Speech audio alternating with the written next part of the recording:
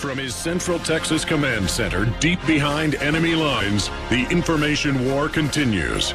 It's Alex Jones and the GCN Radio Network. That's right. It goes on and on, on and on and on. Ladies and gentlemen, another week we're kicking off. Monday, the 5th day of December, 2016. We'll be here for the next 4 hours live. I am back in the saddle, recharged, and like a wild, raging bull out of the gates, promoting liberty and freedom worldwide. Another devastating blow against the New World Order. I call it an implosion. It's incredible. Italy votes to begin basically the pullout from the European Union with a big no vote on letting the EU take over every facet of their government. The EU responded by saying they're forming an EU army that will simply occupy nations.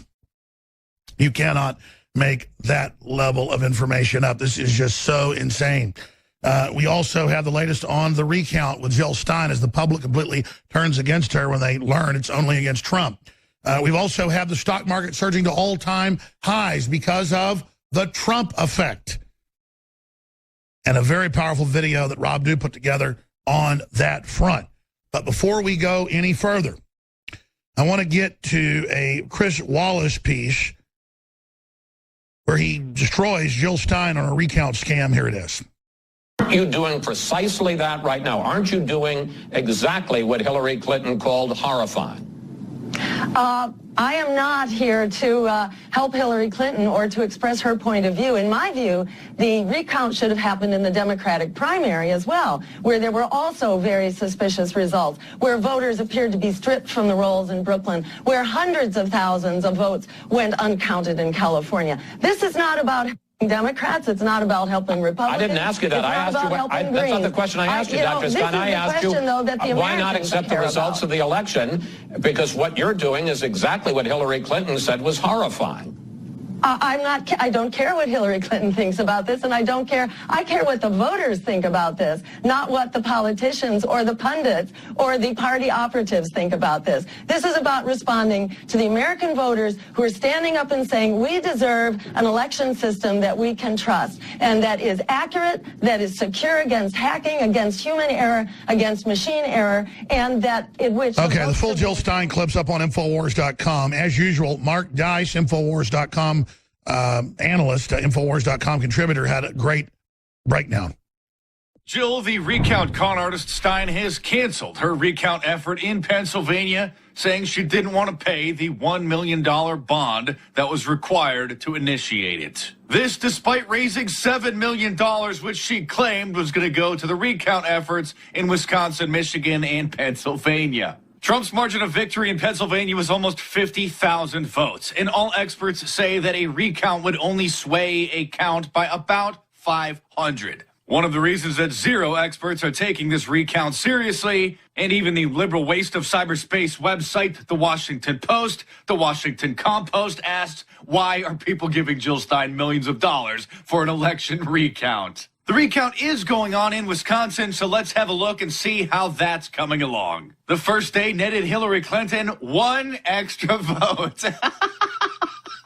First returns from Wisconsin's recount net Hillary Clinton 1 vote. The totals from day 2 are in, so let's have a look and see how that's coming along. Well, Hillary Clinton has gained 3 votes. Donald Trump has gained 6, so that is a net gain of Donald Trump for 3 votes after day 2. So Jill Stein's pathetic attempt to try to steal these 3 states away from Donald Trump and hand them to Hillary Clinton has so far handed Donald Trump 3 extra votes. The recount in Wisconsin cost over $3 million, which the money came from these suckers that Jill Stein duped into handing her the money. And so far, that's over $1 million they paid for each vote to then go to Donald Trump. When speaking to Alan Colmes, Jill Stein let it slip that, quote, the 3 states that we chose, including Michigan, that only now just declared its winner, this was not a partisan choice. This was zooming in on the states that have the markings of being the most vulnerable to hacking because they had thin margins. They went the opposite way of what was expected, and they had some kind of voting system vulnerability. Apparently, Jill Stein didn't get the memo that the mainstream media and the polling agencies were wrong about pretty much everything. All right, the full video is again at Infowars.com and MarkDice.com. Stay with us. Well, the head of Ford Mr. Ford came out Saturday and said officially, we're not just going to keep one Ford plant in Kentucky that was building SUVs. We're looking at bringing more plants back to the United States if President Trump works with us.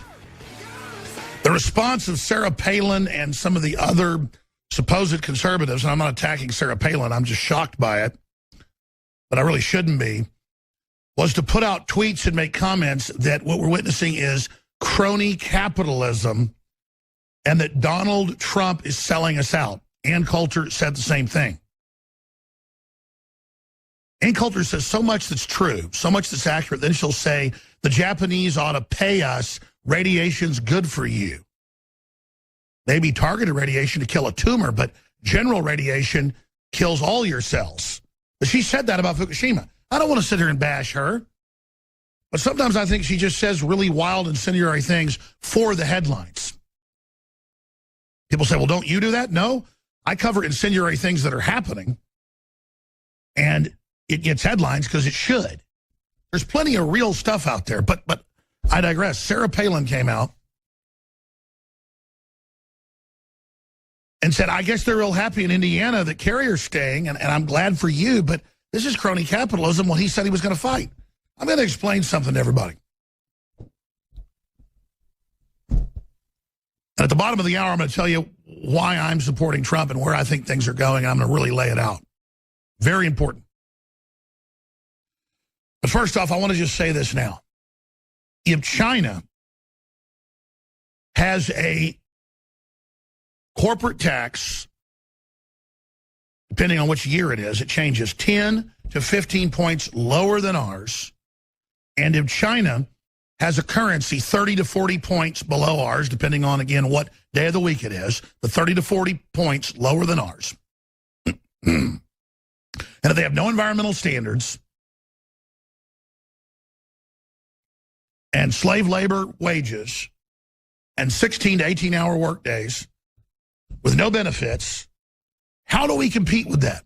Now, the mainline libertarian think tanks, like the Heritage Foundation and others, that claim they're conservative, claim they're libertarian, they'll tell you, oh, well, free trade just means we're totally wide open and we don't care what you do. You can have 100% tariff on us, we've got 0 on you.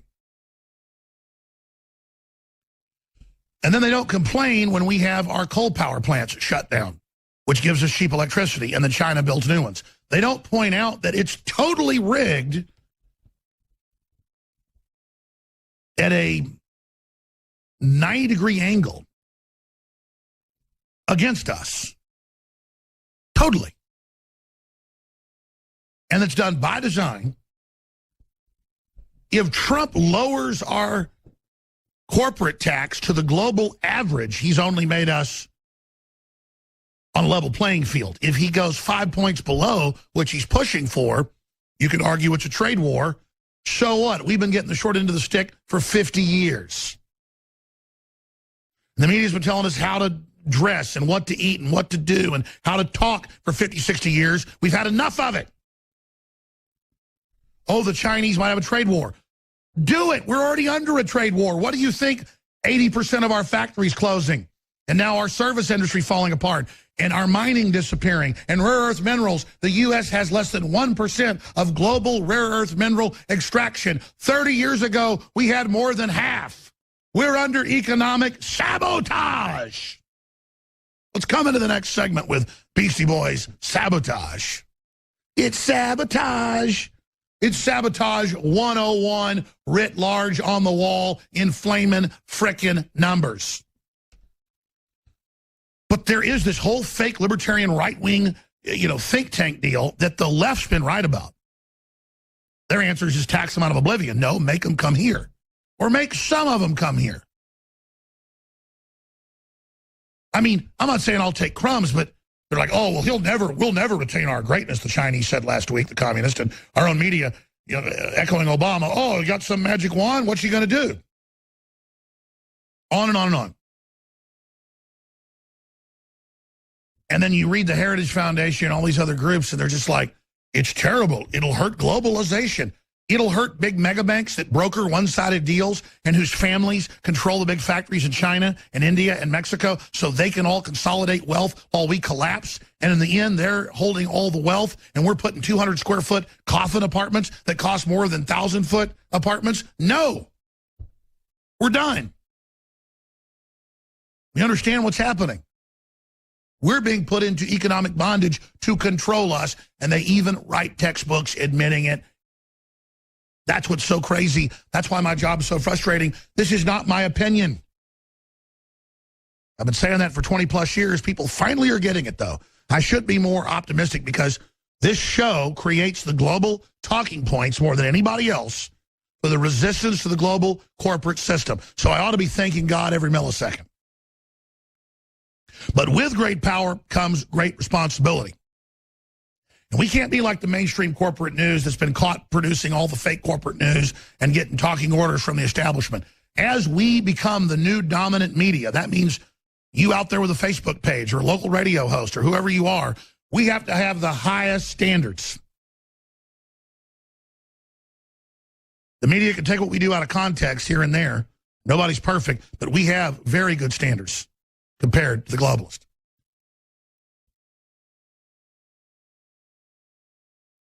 Now, China has come out and says that Trump is now clear that Taiwan is not a sovereign independent nation, that they've, quote, reached out to him. Now, we'll see what Trump actually comes out and says, but that's what Conway's saying. We also have Trump coming out and saying, I took a call from the new elected first woman president in Taiwan who's a nationalist. We sell them $2 billion of weapons a year. I'll talk to whoever I want. And the State Department called it a diplomatic, fiasco and all this. No.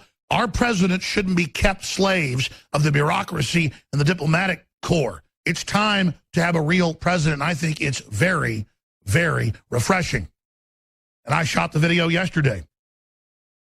Trump refuses to bow to Chinese communist threats, reestablishes ties with Taiwan. Saturday. That's exactly what Gingrich came out and said today. China is literally running Hollywood to a great extent. China is lecturing all of us like we're 5 years old. It's got to stop. And I'm not against the Chinese people. I want them to be free. They're the most enslaved people in history. Their government's killed over 100 million of them. The Chinese government admits it. 80 plus under Mao Zedong. From 49 to the time he died in the 70s. Trump refuses to bow to Chinese communists. Very powerful viral video. Ford willing to work with Trump if policies are right, CEO says. So, Carrier's already staying. Ford's already got one plant that was scheduled to move to Mexico next year staying. And the head of Ford says, listen, you cut corporate tax, then I can afford to be here. Why wouldn't I go to Mexico with a lower corporate tax? We can't compete. Everybody else is going down there. Ford's tried to stay here unlike other people. Ford has the best record of trying to stay in the United States. Dodge is owned by Fiat. Great products, by the way. At least they got some factories here, but I got to say, since Dodge got taken over by Fiat, the cars have gotten better. Ferrari parts in them, you name it. The point is that a lot of stuff is going on. A lot of things are happening. And I've said this hundreds of times. I'm going to say it again. I'm talking about it at the bottom of the hour in detail. And I talked about this, and the Washington Post had an article last week saying Breitbart and InfoWars could make big trouble for Trump. That was the headline. Saying if he doesn't deliver 100% whatever we want, or the most radical libertarian base, in their words, that we're all going to turn against Trump. They want to cut us off from him so we don't have influence. They want to get him cut off from the populist, anti-globalist base that just took over Italy, that's taking over the UK, that's taking over France. Leading in the polls in France, Marine Le Pen, nationalist. Just won the presidency, Donald Trump, nationalist, anti-globalist. Americanism, not globalism. The UK just starting to pull out of the EU with Brexit. Russia pulled out first a decade ago. Italy just had a no vote to have the EU come in and run their entire government and micromanage every facet of their country. Catalonia is pulling out. Every EU country has referendums scheduled this year and next year to pull out of the European Union. They're on fire. Their tyrannical, unelected system that's above the law is falling apart in front of our eyes. We're seeing devastating victories for nationalists all over the world, except in Austria, which has been proven to engage in fraud. The polls keep showing that nationalists are going to win, but they keep losing. Now, it's the reverse in Italy. In Italy, again, 15-point polls showed the prime minister wanting to hand what was left of their sovereignty over to the unelected Brussels bureaucrats. It showed 15 points in the average national poll that they were going to lose and that he was going to win and the EU was going to win. Magically, they lost in a landslide, and their media is flabbergasted and says they don't know how this could happen. Same story over and over again, just like here. They add 5, 10, 15, 20, 30, 40 points, depending on the poll. It says it in the methodology. People say, how did you know this? It's in the frickin' methodology. You go read, you're adding on average 15 points to a Hillary poll. She's going to be ahead. But when Trump had 20-point lead out of the convention, they had to start adding 30, 40, 50 points just to have her 20 points ahead to reverse reality. People knew it was a fraud. They didn't buy it. They didn't go, oh, I guess I'll vote for her to bet on a winner. They did the right thing, and they lost. And it's happening worldwide. Liberty is rising. It is sabotage, ladies and gentlemen, to have China be able to have all the dirty coal plants they want. We can't even have clean ones. So they can have electricity 3 times cheaper than ours. They can have a corporate tax 10 to 15 points lower than ours, a currency 30 to 40 points lower than ours, no environmental standards, no insurance, no workers' comp, no regulations, no globalist pressure to clean up, designed to deindustrialize us, and they've done it. So they could dictate the terms of our surrender. Meanwhile, Trump comes out and says, you know, with the carrier deal, I said we're going to really try to pass a corporate tax cut so you don't move to Mexico. But in lieu of that, we're going to try to get the local city, which I guess hadn't thought to do this, to give you some tax incentives to stay. Oh, my gosh, it's crony capitalism. No, it's not. It's called having jobs. The big corporations already wrote it where they don't pay taxes, and they left. They wrote laws here and push for high regulations and taxes so there's no competition for them here. They shut down their competition here. They go to China that has one-sided deals for elites to set up monopolies, and they take over. David Rockefeller's grandfather said it best. Competition is a sin. We have to create monopolies. We must ban competition through government-sponsored and controlled combines. That's a quote. Combines, or a group of monopolies, working synergistically together to screw the little guy. You know, the railroad comes to town. They're building a railroad. They want to take your property you've had for 50 years that your daddy, you know, went out west to get. You put in wells. You built some houses. Railroad shows up with men with guns. They say, listen here, you're going to sell that for pennies on the dollar or you're going to die, boy. And if you didn't sell, they just say, everybody saw he drew for his gun. You see all those in the old Western movies? That's because that happened thousands of times that are admitted, where townspeople from Colorado to Texas to Indiana to you name it, happened all over the West to California, would have to get together in armed groups and defend themselves from the railroad men, as they were called.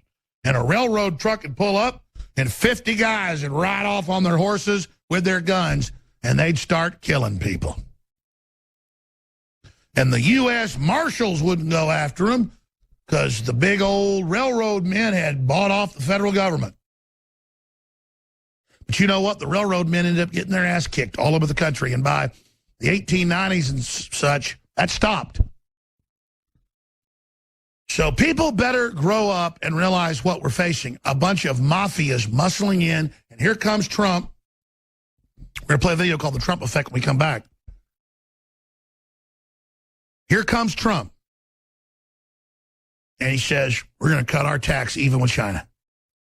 And they have the controlled fake media go, oh, he wants rich people to pay no taxes. The rich people wrote it to move it.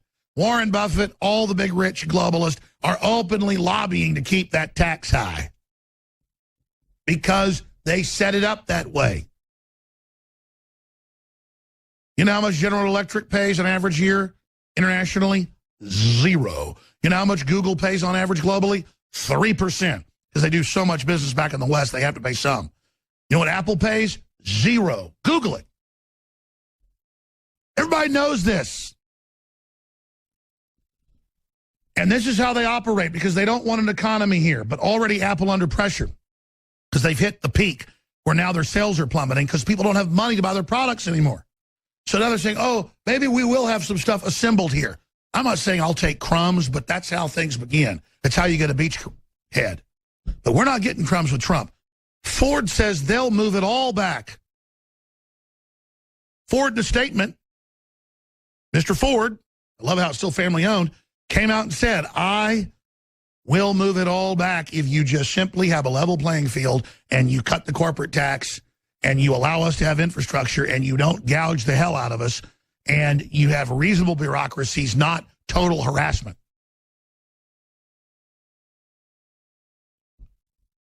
So that's a big deal, folks.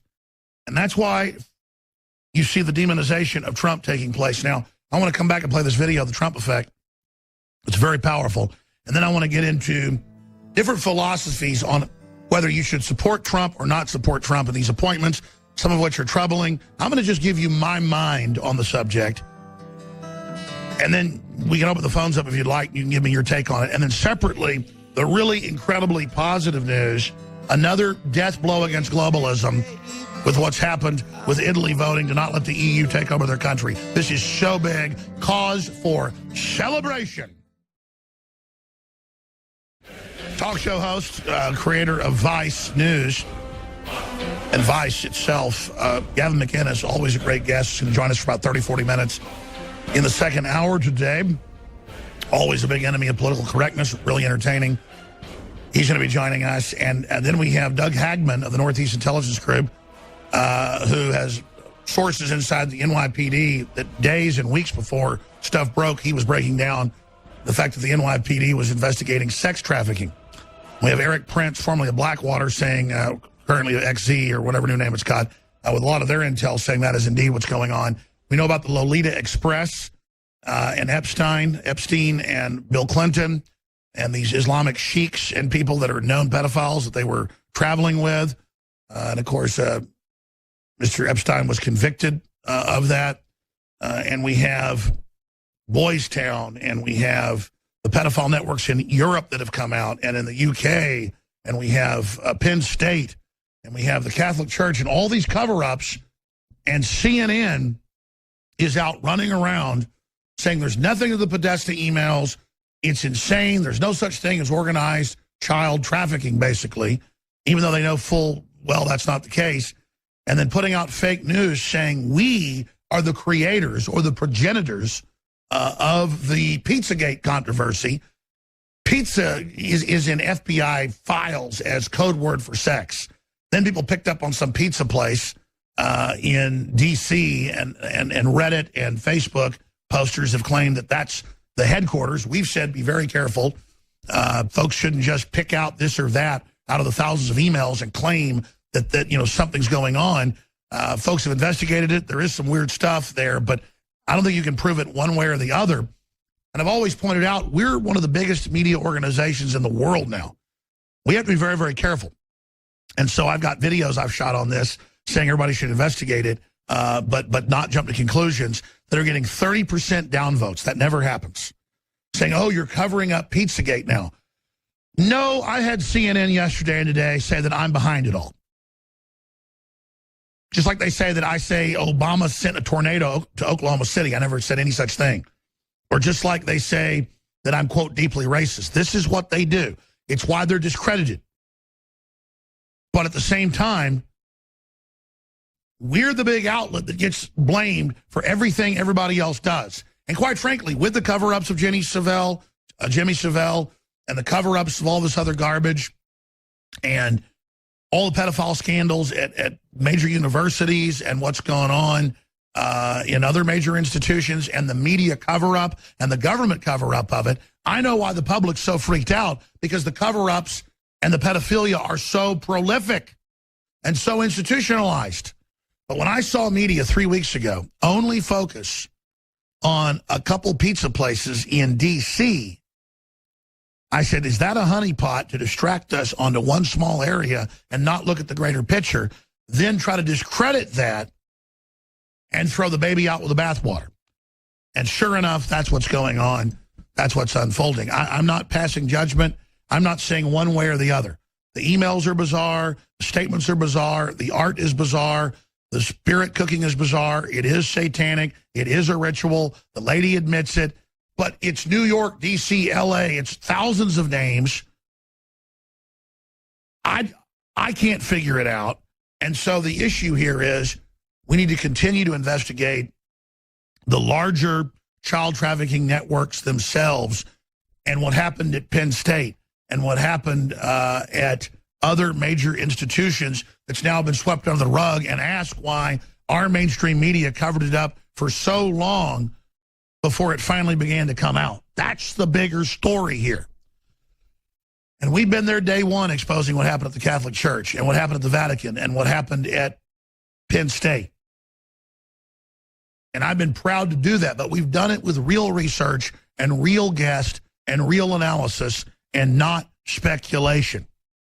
That's why they hate InfoWars so much, because we're so researched, we're so on target.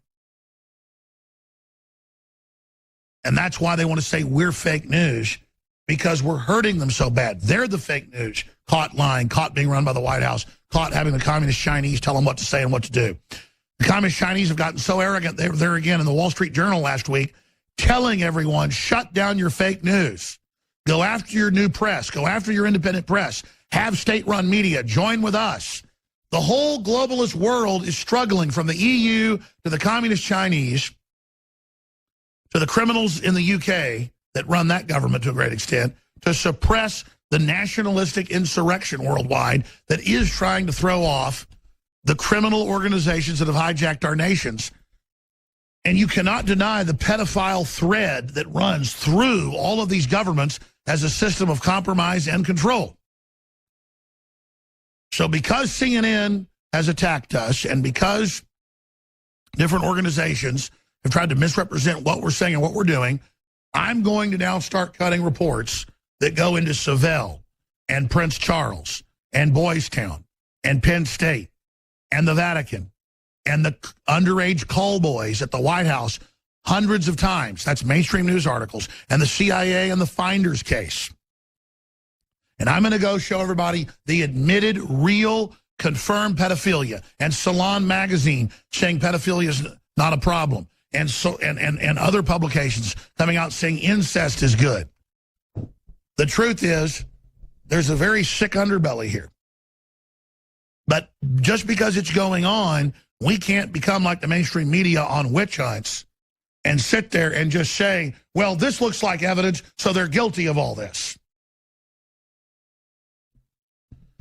Because we have huge, big issues to deal with. Now, I will say, the stuff in the Podesta emails hurt my soul. So I do have somewhat of a subconscious revulsion to reporting on this and covering it. But CNN and others have miscalculated yet again. They want to double down, misrepresent what we say and what we do. I'm going to take control of the investigation into this, and I'm going to cover it. And I'm going to burrow into it, and I'm going to interview people on both sides. And what you got to watch out for is, too, these groups will recruit outsiders to come in who think they're innocent. Then those people will be abused in the media, and then they'll become the poster children for what the government and the globalists are up to. But it's come out from the Secret Service, it's come out from the NYPD that child trafficking is going on, and that's what Eric Prince would not come out of nowhere and say that if he didn't have major evidence. And he got into that, say what you want about Blackwater, a week before the election, because that's what law enforcement's telling us. It's what he's being told. This is very serious, and they've been told to shut it down. We're covering it. We're the ones trying to look at and cover the overall phenomenon from every perspective of what's really happening, because my job is to find the truth. My job is to really discover what's actually going on and happening. Not be delusional like the left and say everybody's a racist that doesn't support Obamacare, or everybody that owns a gun wants to kill innocent people. We can't stoop to their controlled level. We have to really seek out the truth and go where it leads us. Fake news delivers real gunman to pizzeria caught up in alt-right conspiracy theory. First they said he came with a gun. Now he supposedly shot things up, but nobody was hurt. So now you see everybody's victims. And again, I was saying this 3 weeks ago. Why is everyone out of tens of thousands of emails focusing on a couple mentioning going to eat pizza and meeting somewhere that's a known Democratic Party thing for fundraising? Sounds completely legitimate. So I hear that and I go, what's being reported? And I go, oh, they got weird stuff on the walls, and you know, the people that are involved with it are tweeting all this really bizarre stuff that I'm not even going to mention on air. And I go, okay. And then they got rock stars there that are singing weird songs talking about preferences being children. I'm like, whoa, this looks really bad, but I'm not ready to just say everybody involved is doing something bad, or who knows, maybe it's just people trying to be trendy. I mean, Marilyn Manson sings songs about smells like children and killing kids, trying to sound like he's radical and evil. Is he really those things he says he is? I don't know. I can't pass judgment. I can say I don't like his music. I don't like talking about hurting kids. But that's how people try to get shocking. On the internet, some of the hottest porn for a decade, I've never seen it, but I've been told about it, it's been in the news, is hurting puppies and kittens. Super good-looking women stomping on little kittens. And it goes from just kicking a kitten to actually killing a kitten. Now, I didn't believe that existed 10 years ago till I saw reputable news reporting on it. And I personally can't watch it. I can't watch battlefield footage of a little kid's lower mandible blown off and their tongue out, flopping around as they scream for mommy with their lower mandible blown off. I've seen that. I have nightmares about it to this day. So I get why people don't want to look into all this, but here's the deal. I don't like being accused of things I'm not involved in. And I'm not going to sit here and just haphazardly run around and attack people and come to final conclusions without there being absolute bona fide evidence up one side and down the other. That's my position on the whole thing. But I'm going to codify larger reports and just get into all the admitted stuff that's going on, that focusing in on some nebulous place without the total proof is a distraction. Now, folks can't understand that. They can't understand anything. Briefly, they're now in. It is a new limited edition Hillary for Prison 2017 shirt. It is a goblin design that myself and one of the great graphics people collaborated on. It is George Soros is a goblin, and there's a circle around him, you know, an X through him, saying deport Soros on the bottom. Above it, it says InfoWars established 1996. Now, on the front, it says Hillary for Prison 2017, and on the right-hand shoulder in white, it says Infowars.com. I think it's the best design yet.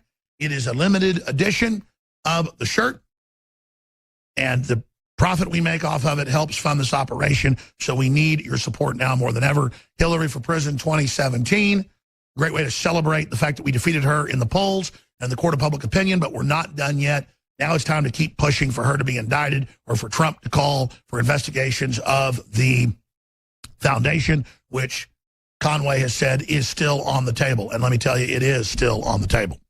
And Hillary being involved in this recount, breaking her deal with Trump, puts it back on the table big time.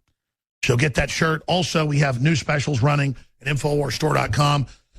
This is how we have reporters. This is how we have camera crew and editors. This is how we've grown and expanded. And that is my sincere goal, is to hire 6, 7 more reporters, 5, 6 more camera people and editors, and a couple more investigative journalists and fact checkers.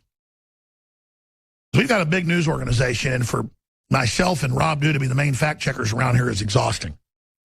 I'm fact checking stuff at midnight. So we're trying our best here. We have a mega special live now. You can get DNA Force for 25% off. This is our flagship product with the BioPQQ. with over 100+ documented studies on what it does to take the toxins out of your cells. It's been known to just do amazing things. Nerve growth factor.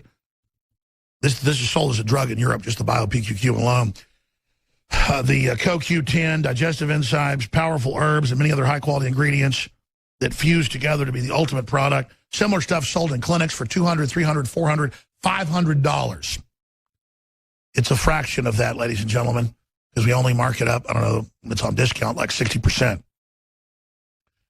It's available now at InfoWarsStore.com or call toll-free 888-253-3139, 888-253-3139. There's also the all-new Brain Force Plus has arrived, 20% more in each bottle, and the ingredients are even stronger. So it's more than 20%, just 20% more in each container, but it's also been made even stronger. Vitamin Mineral Fusion Drink Mix is back. It had been sold out. It's all the top minerals, all the top vitamins, the enzymes, the amino acids. So you upload it. Tastes great. Totally natural, organic. Great way to get your kids to get their multivitamin, actually absorb it. InfoWarsLife.com takes you right to the supplement page. InfoWarsStore.com, again, is the larger umbrella site. You can sign up for auto ship and get an additional 10% off on things that it makes sense to sign up on auto ship, like vitamins and minerals and our high-quality, non-GMO, organic, high-mountain, volcanic-grown in Chiapas coffee, and so many other items. InfoWarsLife.com, InfoWarsStore.com, or call toll-free 888-253-3139. And it is your purchase of the products now more than ever. I mean, listen, I'm not bragging when I say this. In fact, I don't like to do it. It's not my nature. I've really assessed the numbers. I sent a detailed report. Just the only reason I mentioned that is we compiled it to President Trump just last week. I know he read it and received it, showing that on average, our actual listeners to the show, people that watch or listen every week, is over 40 million. It was 85 million conservatively during election week. But our new floor, our new basement, is over 40 million viewers and listeners a week. And that's just on our platforms that we can register and track. That is seismic. That is gargantuan. And it's because you're spreading the word. You're sending out the video links. You're sending out the podcast links. You're sending out to friends and family the free links to get the free versions of our apps. The old app, the new app, they're both excellent. You're taking action. You're praying for us. You're supporting us. You're buying the products. It's a 360 win because we're then fighting for you. We're fighting for ourselves as well. It's all symbiotic, a 360 win. And so we couldn't do any of this without you. So I want to thank you all for your support and your prayers. And obviously now, you see us attacked by CNN, MSNBC, ABC News, CBS News, broadcast news, saying Alex Jones is fake. Alex Jones, then they say things we didn't say or things out of context. Well, that's okay. Because we're big, and people can come hear what we actually said, not what they twisted and said we said. They were saying that it was a 15-point lead for Italy to stay in the euro, and that it was going to be a big victory because all the polls showed 15 points or more. They lost by almost 15 points. That means that they were skewing the polls by close to 30%. It's the same tactic everywhere, folks. I said last week, I believe Italy will say no on total EU takeover. It's the beginning of them pulling out. Just like I said, I believe Brexit will pass. Just like I said, I believe Donald Trump will be elected because I know the sentiment on the street. Now let's go to this report. The Trump effect, I'm going to upload this. This is a shorter version of a longer one we put out last week. It needs to go viral, but here it is premiered. The Trump effect, extremely powerful. It became clear that the best way to stay competitive and protect the business for long term is to move production from our facility in Indianapolis to Monterrey, Mexico. But we're not going to let them just take our companies out, fire everybody. These are people with Carrier for many, many years. We're not going to let it happen. He's going to bring all these jobs back. Well, how exactly are you going to do that? What are you going to do? I will be the greatest jobs president that God ever created. I tell you that. He just says, well, I'm going to negotiate a better deal. Well, how?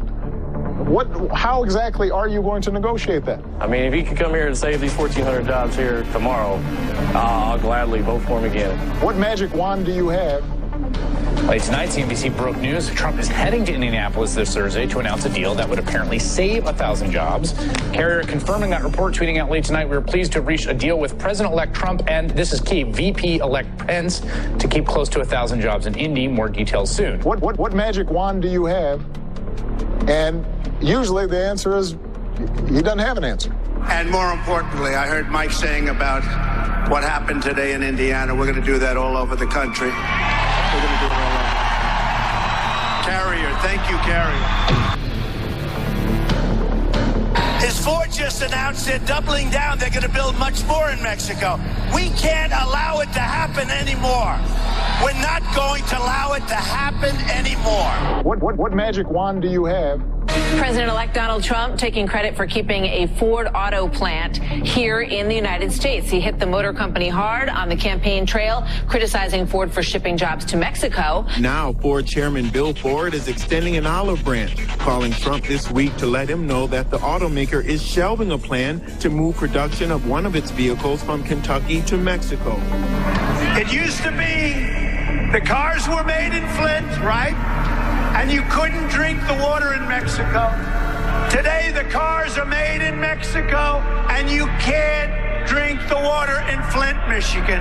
You know that, right? What a difference. He just says, well, I'm going to negotiate a better deal. Well, how exactly are you going to negotiate that?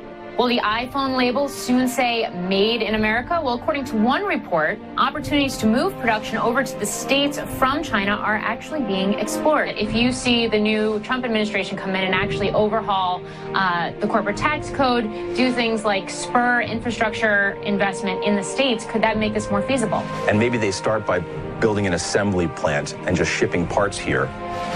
That could lend to some of the manufacturing coming over here. And if Apple can jumpstart some of that and get some of this going, sure, I think it would be very reasonable for other companies to say, we like to say made in the U.S. as well. I have my Trump hedge on. In the event Donald wins, I have no doubt in my mind the market tanks. One analyst said markets were reacting like the four horsemen of the apocalypse just rode out of Trump Tower. Today, what do you make of what we saw last night and really now what we're seeing today? Well, we thought that a huge market rally after Trump is elected president. The stock market has rallied, reaching new heights at each close. By the end of the day, the Dow Jones Industrial Average was up about 255 points. The Mexican peso plunged more than 13% against the dollar in chaotic trading. Trump's proposed policies are considered deeply negative for the country. We're going to win with trade. We're going to win with health. We're going to win at so many levels. We're going to win, win, win. You're going to get so tired of winning. You're going to say, Mr. President, please, we don't want to win anymore. It's too much. And I'm going to say, I'm sorry. We're going to keep winning because we're going to make America great again. I love you. Thank you. Americanism, not globalism, will be our credo. Americanism, not globalism. Americanism, not globalism, will be our credo. And look at drudgereport.com right now. CNBC and other publications linked up on the site. Market up 50 points, hits all-time high today. Now, that's kind of scary because the stock market's overvalued and things, but that's the exuberance because the world knows now that we're in a pro-growth system. Under globalism, it is a negative growth or zero growth system, and only selected combines, this is on record, are allowed to operate. Everybody else has to shrink. This is announcing. That's why smaller Wall Street firms, medium-sized, and even big independent ones didn't really support Trump, but now they are because they realize that this is going to help the average entrepreneur, the average startup company. I love how they spin it, though, because stocks surged around the world on Italy not going under total EU control. Look how they spun it as CNBC. Stocks shrug off Italian referendum as energy leads, Dow jumps to record high. But I've got a stack of articles here admitting that it's positive because the euro is seen pushing austerity and higher taxes and more regulation. They massively increased Greece's taxes the last 4 years, and they defaulted 2 more times, and everything fell apart, which lets the globalists come in and buy it up for pennies on the dollar. They want an implosion economy. But you hear, oh, Italy's not going to raise taxes. Oh, the U.S. is going to cut taxes. Boom, what happens?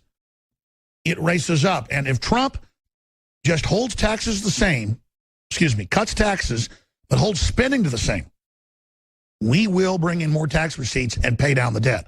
The word is, though, Trump's got a hatchet ready, and it's getting ready to kill a bunch of agencies and a bunch of sub-agencies. And I'm sorry to folks that work for those agencies, but you've been out of control in many cases. The government's too big. The whole thing's going to die if we don't do this. U.S. equities kicked off the week trading higher on Monday, unfazed by a key vote in Italy, which led Prime Minister resignation. It's a celebration of that. Just like Trump's a celebration of that. But again, I have the video here. CNN correspondent, Italy no vote, slaughtered the opposition. The polls were tipped by 15 towards the globalist agenda, leaving the pundits shocked. When I come back in the next segment, I'm going to play that clip. And then Gavin McInnes is joining us. But, oh my gosh, the polls showed she was going to win by 15 points. She lost. The polls showed he was going to. If they add more than 15, it gets a little suspicious. So they kind of leave it that as their max. But CNN's gone higher. They've added 48% before to their phone poll to Hillary to have her winning by 68%. Take 48 out of that and what's left. Really means she's winning by 20-something. No, she's losing. She's at 20, he's at 60. They invert reality. So there you go. Italy votes against EU takeover as globalism implodes. Infowars.com. Send that video out to folks. It's important. Just because you know this, your neighbors don't. Breaking. Italy's prime minister says he will resign following referendum. Dow jumps 100 points to record highs after Italian referendum. Financials lead. CNBC. That's the original article, but they changed it. Yeah, it's the same guy. Look at this. Look at this. Look at this. When we come back, they changed it to be more pessimistic because it wasn't it wasn't. Thank you for listening. It was too reality-based. It had to be anti-nationalist. We'll be right back in 70 seconds. All right, the wonderful South Texan George Strait bringing us in. Let's get to some really serious news now. A lot of times I'll be here looking at the stacks of news going over, and I'll see a news story. I'd clicked on Drudge hours ago and read the CNBC article. And I was thinking, man, that's a different headline. I've got to look in my stack. I think they changed it. And sure enough, they did. I can show TV viewers this. I'll describe it for radio listeners. So you go to drudgereport.com to find the article, and you click on it. Stocks shrug off Italian referendum as energy leads. Dow jumps to record high. And I went, wait a minute. Their actual headline earlier was the fact that stocks had jumped 100 points to record highs after Italian referendum. Financials lead, U.S. equities unfazed by key Italian vote. And then later, it gets changed to stocks shrug off Italian referendum as energy leads, Dow jumps to record high. Now, it was Matt, one of the producers, said, oh, Alex, look at the sidebar. So we'll put that on screen for TV viewers. It's worse than that. Every headline they can of their most popular is attacking Trump. Amazon just revealed a new plan for revolutionizing how people buy groceries. Under that, Trump on collision course with China after insulting Beijing twice in 72 hours. Well, I mean, they tell Obama, get off the back of the plane and scream at him. I mean, talk about disrespect. Number 3, Trump effect. That house you got for $16,000 more expensive since he won. Well, I'm sorry. Popping my hair again, Matt? Oh, yeah. Oh, thanks. I'm doing it from a distance here. My eyes aren't as good as they used to be. Were you on air just now? I got a rule. I really want you guys to be on air, even when you're correcting me. Because I'm teleprompter free, and that's fine, and nobody's telling me what to do. But you guys are in there when I read something wrong from across the room. So just, it's okay. Now, sure. Now let's put it back on screen.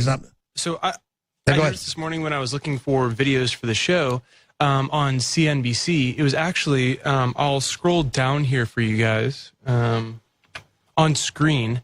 So what you were talking about, stocks shrug off Italian referendum as energy leads. The changed headline is number 5 down there on the bottom right-hand side of the screen.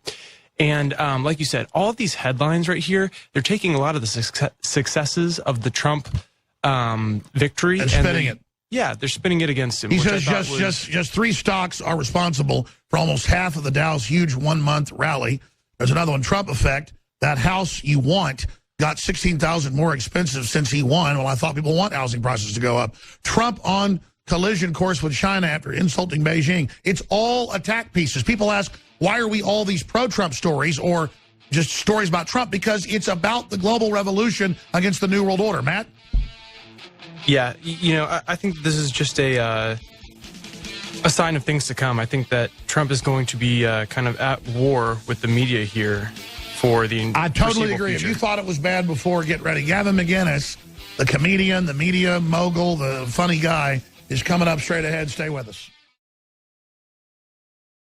Well, joining us till about 45 after or so is Gavin McInnes, who is just hilarious. He's a comedian. He's in major movies. He founded Vice, which then got sold off to HBO. And he is somebody exposing just the incredible insanity of social justice warriors. Now, since he was on a few weeks ago, right after the election, I guess almost a month ago now, he was on about 2 days after, it's getting so crazy. It's like some form of performance art where a woman shows up at a university dressed like Trump, so everyone starts screaming like body snatchers that have discovered you're a human. Or, you know, you see that university finds out that a professor met with Trump, so the students all get together and say, fire them. They're auditioning to work in some Maoist youth camp. And then the level of anti-white stuff going on that you see in the news every day with a straight face, just saying inherently white people are bad. It is the purest racism the world's ever seen, but it's run by the elites. And I wanted to ask Gavin, who was very, very happy when we had him on the day after the election. In fact, he said he hadn't slept. He had a beer in hand. Can't blame him. And he was saying, look, celebrate. And I am celebrating. Great things are happening. But the media has only intensified what they were doing. They're only getting more shrill. They were caught lying about polls, being run by the White House and Hillary, caught basically demonizing the American people. It's in the WikiLeaks that they want to keep us desperate and sad and alone. I mean, this is really villainous stuff. This is organized crime at the top. So how do you reach through to their minions who are useful idiots and are basically, in my view, in a cult? They've been brainwashed into this victimization cult where you don't get a better job or a better house or write a better book or have better friends or even go help people as a missionary. No, you just sit around bitching all day with your worthless college degree. So I want to ask Gavin McInnes, who's a smart guy, where he sees this going, or if he agrees with me that they're only intensifying the insanity. They get caught being the fake news. They now list thousands of sites, in some cases from unknown sources that the Washington Post runs with, to say that we're fake. Google starts delisting Infowars.com. They're having CNN, MSNBC attack pieces every day against us, misrepresenting what we've said, what we've done. Is this a smart tactic? Or is the definition of mental illness doing the same thing over and over again, expecting different results? And if this is a miscalculation by them, which I think clearly it is, where does it go next? I mean, we've clearly, Gavin, seen the death of the mainstream media. Now Obama tells Rolling Stone we're going to have state-run media, and the State Department's going to run domestic info wars. Well, sorry, we're 20 years ahead of them. Gavin, what do you think's happening? I mean, it is scary. If I'm in a good mood, if it's before lunch, I laugh at them and watch them desperately try to catch up to reality. If I'm in a bad mood, I get a little nervous because I look at the canary in the coal mine in Britain and Canada with the BBC and the CBC, and you see that the state-run media is effective. I mean, you talk to a Canadian citizen today, and they think Justin Trudeau, their Zoolander prime minister, is doing a great job and is very intelligent. And you talk to a lot of Brits, not the majority, but you talk to a lot of Brits and they go, oh, Brexit was a catastrophe. We are a racist country. And you realize, wow, this propaganda really does chip away at someone's ability to rationally think for themselves. But the beauty of the American phenomenon right now, as Paul Joseph Watson keeps pointing out, is our numbers have gone through the roof. We won the election. We are the ones who had the right answers. And I think the left, after all these lies, the liberals who are watching it went, you guys have been wrong on a lot of stuff. I'm going to look up and see if Trump actually said that. And once you open that Pandora's box, there's no coming back. It is a paradox. I mean, I think Trump is basically only delivering. I meant to get into it last hour, but I guess here's a good place to raise it. I want to get your take on this. Even the Washington Post came out last week and said, InfoWars and Breitbart will be Trump's biggest problem because if he doesn't 100% deliver, they're going to turn on him. They're salivating that the new populist movement is going to turn on Trump. No, we're not. We don't expect him to be perfect. But at the same time, we need to keep his feet to the fire and give him support so that we're his base, so that this avalanche of awakening only continues. But this whole Soros line that Trump has betrayed us, it kind of fits into the whole social justice warrior mentality that we can't ever win, we can't ever actually have a success when he's already brought Carrier back. Ford's already coming back. Apple says, okay, we're looking at coming back. The stock market's exploding. He's standing up to the communist Chinese and their arrogance. I mean, all I'm seeing is him deliver. Is he hiring a bunch of former insiders? Well, who do you think knows how to run the frickin' ship? If I'd bought a submarine, I'd hire a submarine captain than to run the damn thing before. They'd say, well, that guy once worked for this bad government. All I care about is he does what I tell him to do. Now, we'll see if he goes sideways, but your take on that.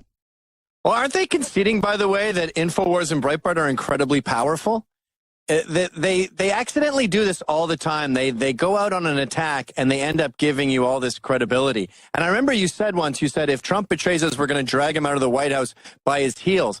Now, MSNBC, CNN, all these other media sources, they thought they had the power to do that. They thought they had the power to build a wall around the White House and keep Trump out, and they failed. And now, God, they're such sore losers. We're just watching them flail and fail. I mean, my team is the Mets. We didn't get into the World Series. The idea of still bitching about it weeks after that and demanding a recount and demanding that the Cubs, watch some of the footage of some of the pitches, it's just downright embarrassing. And you're seeing this with the entire left. Like, look at celebrities. Captain America running around with his shirt that says, dumb idiotistan or whatever his shirt said. Just sore losing because they've all been in a bubble. The mainstream media thought they controlled the world. The celebrities thought people revered them and cared about their opinion. And they just got a slap in the face. And you and I get slapped in the face all the time. So we just go, psh, and we get mad at ourselves for leaving ourselves open in that slap. They just go, what the hell was that? That guy slapped police. I saw a woman on the internet recently, this fat Latina woman, and she was saying, I just walked by a Trump table and a man shook his fist at me and the police didn't do anything. And you go, first of all, could you be more delicate? And secondly, what kind of Nazi state do you want to live in where people get arrested for going, oh? Well, also, I bet she didn't tell the rest of the story. I bet she shot her mouth off at the Trump person. Yes. Well, she claims she just rolled her eyes. But yeah, she started a fight and he contained himself, and that's the best they can do.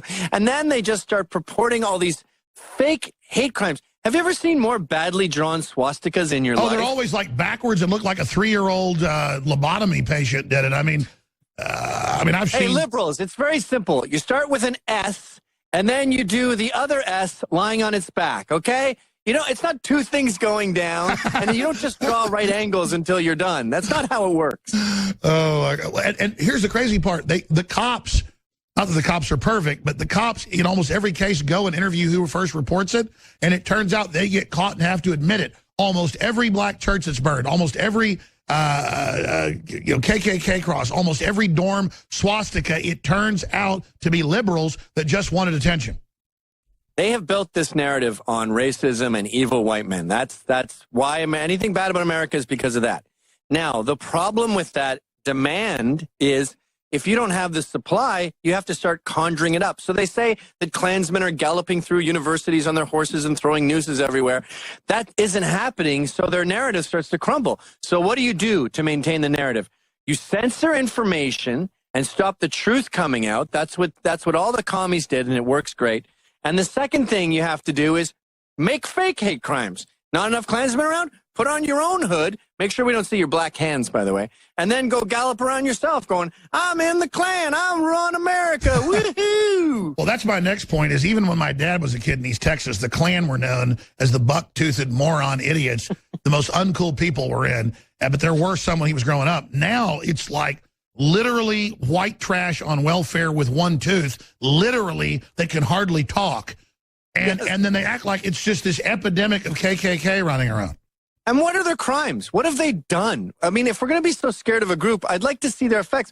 Coke dealers have a much more dangerous track record. Oh, they cause people to go rob folks to get more money. Exactly. People who street race, people who have illegal street races probably have a way higher body count than the Klan. But for some reason, we're focused on this thing from 100 years ago. And by the way, liberals, if you want to play this game, you're going to have a lot more skeletons in your closet. See, that's the thing they always do, too. They go, all right, we hate the Klan. David Duke, Trump didn't disavow David Duke fast enough. All right, we can play that game. Let's bring up Robert Byrd. Let's show Hillary kissing Robert Byrd. Oh, I want anyone who's ever hurt a trans person to instantly go to jail. Okay, well, you're going to have a lot of blacks and Hispanics in jail. They keep going for this bad guy, and they keep getting deeper and deeper in the weeds. So let me ask you this. What do you think their next level is? Because we're confident, we're dominating, you're dominating. You know, hearts and minds, we just love freedom, classical libertarians, classical liberals, whatever you want to call us, just pro-freedom people. But they're saying arrest climate change deniers. They're saying arrest Alex Jones. He's calling for violence. Never done it. They're now misrepresenting. They're saying we want a Bureau of Control. But as you said, we're euphoric, but at the same time, they mean business. They've been successful before. What do you think's coming next? You're right. There should be trepidation. We can't rest on our laurels, but we won. And the trouble with previous to November 9th was these social justice warriors would get someone fired. And by the way, I'm not just talking about a few blue-haired freaks at a college. I'm talking about HR at every place you've ever worked. I'm talking about women in the fire department. I'm talking about women be able to skip the pull-ups requirement for the Marines. It's everywhere, this crap. And the problem with it before was you go to the very, very, very top, and there would be Obama saying, we have to make NASA support Muslims' contribution to mathematics. And I think the Redskins should change their name. So he would justify all their erratic behavior. Now we have a tough guy, the bully, the jock from school going, yeah, we're not doing that. And so once the top, doesn't agree with them, they lose their foundation. And by the way, watching all these mainstream media things flounder, trying to attack us and trying to shut us down, their numbers are pathetic. Their numbers, you get Anderson Cooper having numbers like 200,000 people in demo. I mean, you and I would both consider that a horrible flop. We're in the millions. And I love it when Paul Watson puts up his numbers and then attaches it to a rejection from a mainstream media source because they want our numbers so bad. And we got these numbers by being honest, which they are not physically capable of. I remember I got into talk radio when I was 22. On the weekend, it got good ratings. They put me on weeknights. And after about 2 years, I had 200,000 listeners, if you counted the city and then surrounding areas. So the demo came in. They said, this is unbelievable. And they said, over your 2 hours at night, you're now having 200,000 listeners. So that was unheard of. It was the top ratings in the city. Then the politicos came in and tried to shut me down. But that should have told them something then. Let's explain that. Alex Jones at 22 had 200,000 listeners at any one night. People in New York City, folks, with 18 million people or whatever it is, there are some shows with 1 million listeners a night. Imagine that. There's shows like that all over the country. Imagine the delusion with Anderson Cooper, 200,000 viewers all over the world, maybe 500,000. It's a joke, but they still sit up there. Do you think they realize they're a total facade, or are they still delusional? Gavin McInnes is our guest. That's a great question, and I wonder that myself, especially with celebrities. I look at them in the newsstand going to get their Starbucks, and I think, do you know how much I'm laughing at you? Do you know how much we're laughing at George Clooney with his hand on his head going, Trump's not going to win. We're not going to be hatred. There's not going to be divisiveness. That's not what America's about. Do you know how comical you seem to be now? And they really are. They're like the monarchy. All these academics. Trump, you didn't stutter enough. Trump's not, hold on, let me read my notes. Trump's not going to win. We don't put up with that I'm bored of having to explain this to you. It's so boring. Oh. He's not going to win. I'll explain it one more time to you pedants, but it's incredibly simple. Not going to win. And the monarchy's been shut off. We've all said, you want to charge us this for the salt tax? Actually, you know what? We're going to have our own little barter system over here, and we're not going to go through you. And you see this with YouTube stars, too, in comedy and everything else. They've just gone, you know what? You've hogged the infrastructure for so long that we built our own roads, and we don't need you anymore. And they come back pleading, and telling them no is just so... So where do they go next, though? Because it doesn't create the perfect storm to have dying dinosaur media, dying corrupt corporate-run monopoly government. Italy, just voted to say no to the EU taking control of their government, the first step towards getting out. Everywhere this is happening, and they just respond even more cultishly. If acting like this got them towards total rejection, what does it do then? Send them into overdrive? I mean, I've seen this happen to the magazine industry. Their prices were too high. The money for ads, the information got too easy to get elsewhere. I watched it die. We watched Tower Records die. We watched vinyl die. We're watching mainstream media die, and it is beautiful. It's like going to see someone who killed your family in the death penalty. I'm just watching every electrical volt go through their blood and just going. I was at Project Veritas's Christmas party, and everyone there had a Nigel Farage grin that was ear to ear. They were all high naturally. There was a massive dance floor. You never seen an office party with a dance floor before. Everyone was dancing. James O'Keefe was floating about 6 inches off the ground. Just, hey man, how's it going? Grab a drink, enjoy yourself. I mean, it is. That's another thing. You go to liberal parties, they're super uptight, they're super scared. Everybody's in little nerd groups. Really what it is nerds took over, said they were cool, and then told us we all had to bow down to them. Yeah. I like at those parties, too, when there's a black guy there, because they all mob him, because they hate that they don't have enough black friends, and black people don't like them. It really is a sad state of affairs, seeing these people try to enjoy themselves. And I feel like we've been trained with so much austerity that we enjoy the attrition. We like a good fight. So we can disagree with you. You can fight. We're happy to debate. You can get in there. I saw the Young Turks were talking about you crashing their show, and they said, the police didn't even do anything. And he was laughing. By the way, it's worse. They're liars. For anybody that didn't know, folks thought like it was some studio behind gates and armed guards, in L.A. No, it's a big air-conditioned garage with plastic tarps put up where there's literally 300, 400 people or groups crammed in with little studios. They're in the middle of the hall. I'm walking by. Their producers are waving me over. I'm like at a Chinese buffet. I could eat and vomit for the rest of my life. More media. I go do like 6, 7 interviews. I'm telling Roger Stone, let's go. He goes, no, let's do 10 more down here. I see him. I go, let me jump up here and say hi. So I jump up and say hi because they'd already invited me on, and they frickin' flip out. But then, as soon as they see Roger Stone 20 feet away, they go, he's trying to take over. And if you look at him, they go, you're not coming on Roger Stone. Roger Stone's, I wouldn't frickin' come on your show. I mean, the point is, it's like the ugly girl in school. I'm not trying to be mean, but I noticed that, what is it with ugly girls when I was in high school that would always tell their ex-boyfriend that you hit on them when you didn't? It's like some drama. So Chink, or whatever his name is like up there like Jabba the Hutt, and then Kasparian runs over and screams, get out of here, you fat effer, when she's the one that basically says, arrest fat shamers. Yeah, and they spat on you, too. They were spitting on you, complaining that you were assaulting them. It really is pathetic, and it really is fun to watch them. In fact, we call it Young Turks porn, watching that election footage of them slowly collapse when they realize. And there's a great part, too, where he goes, everybody was supporting her. Everybody. The media, Jay-Z, Beyonce. And he goes, what happened? And you go, clearly your idea of everybody is a nobody. And they get the carrier jobs, comp 1,000 jobs. The retort is, well, they're going to lose those jobs soon anyway. And automation is going to be replaced 85% of jobs. And then he takes a call from Taiwan, and they go, he's starting a war with China. He went to meet the president of Taiwan. No, he didn't. And if we did start a war with China, we would destroy them, by the way. Pat Buchanan's run the numbers on this very beautifully long ago. Well, that's right. I mean, China is teetering on the edge of collapse. They have something like 7,000 riots a month that they admit. They have the most corrupt ruling elite living in total opulence while they feed on their people. And then, did you see a few weeks ago where the Chinese communists were in the news, in the Wall Street Journal, in the New York Times, saying, you better shut down fake news. We own your debt. we're now being dictated to by this tottering empire of corruption? Well, that worked with North Korea. Remember the interview, that movie with James Franco?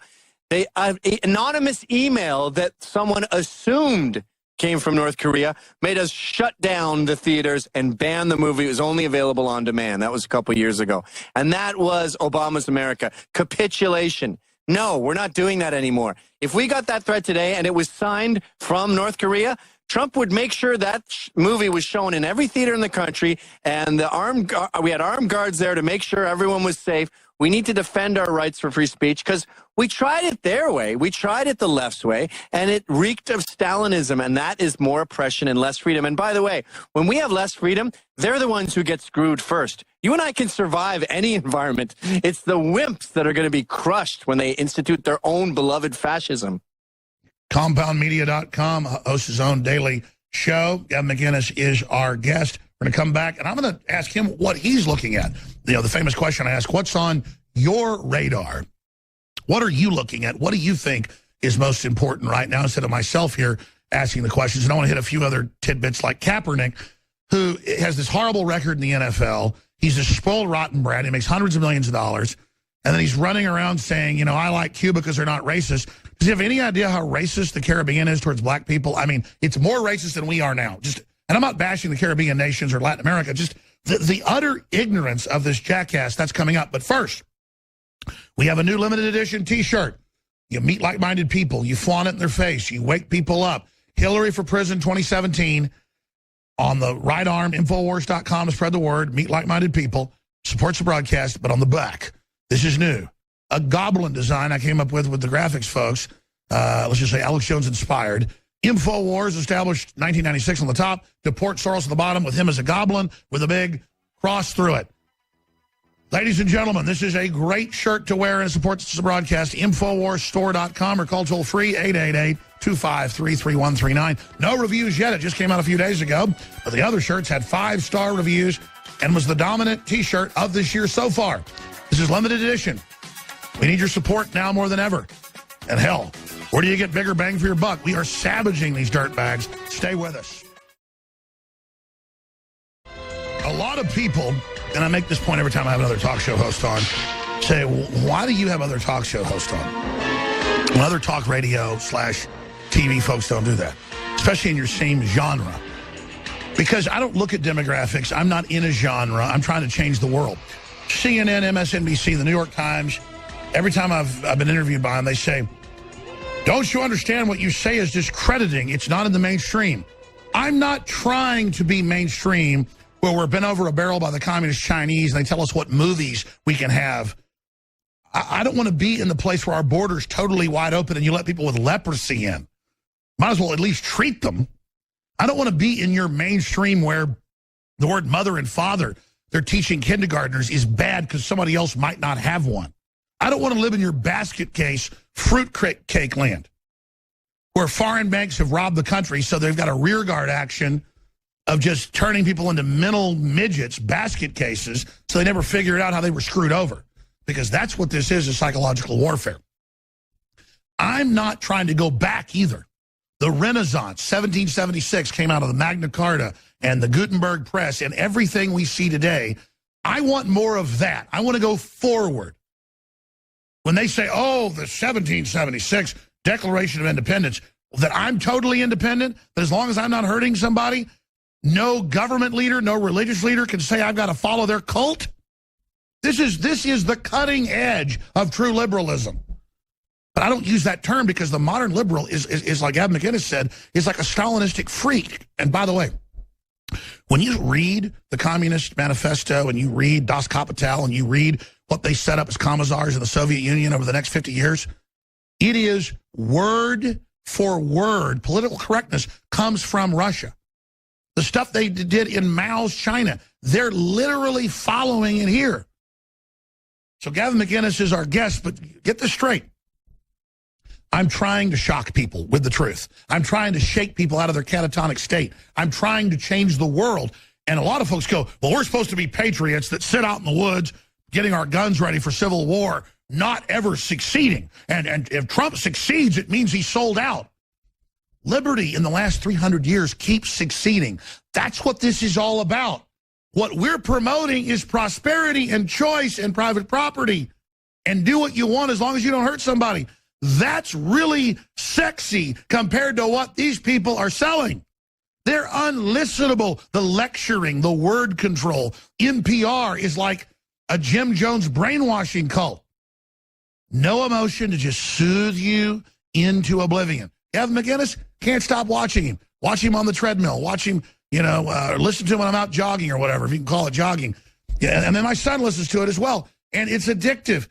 Because it's real. It's unscripted. I saw a rant you did, a Thanksgiving rant. If you could repeat that here. I didn't tell you I was going to do this. Where you laid out statistics. I'm well aware of them. They're very accurate. Where whites are some of the most unupwardly mobile people ever now. A lot of them are living off family wealth. They're a total joke. But then there's this cosmology that whites are like these brainiac demons. And the average white person I know, quite frankly, is the most liberal, brainwashed, sad excuse for a person you can imagine.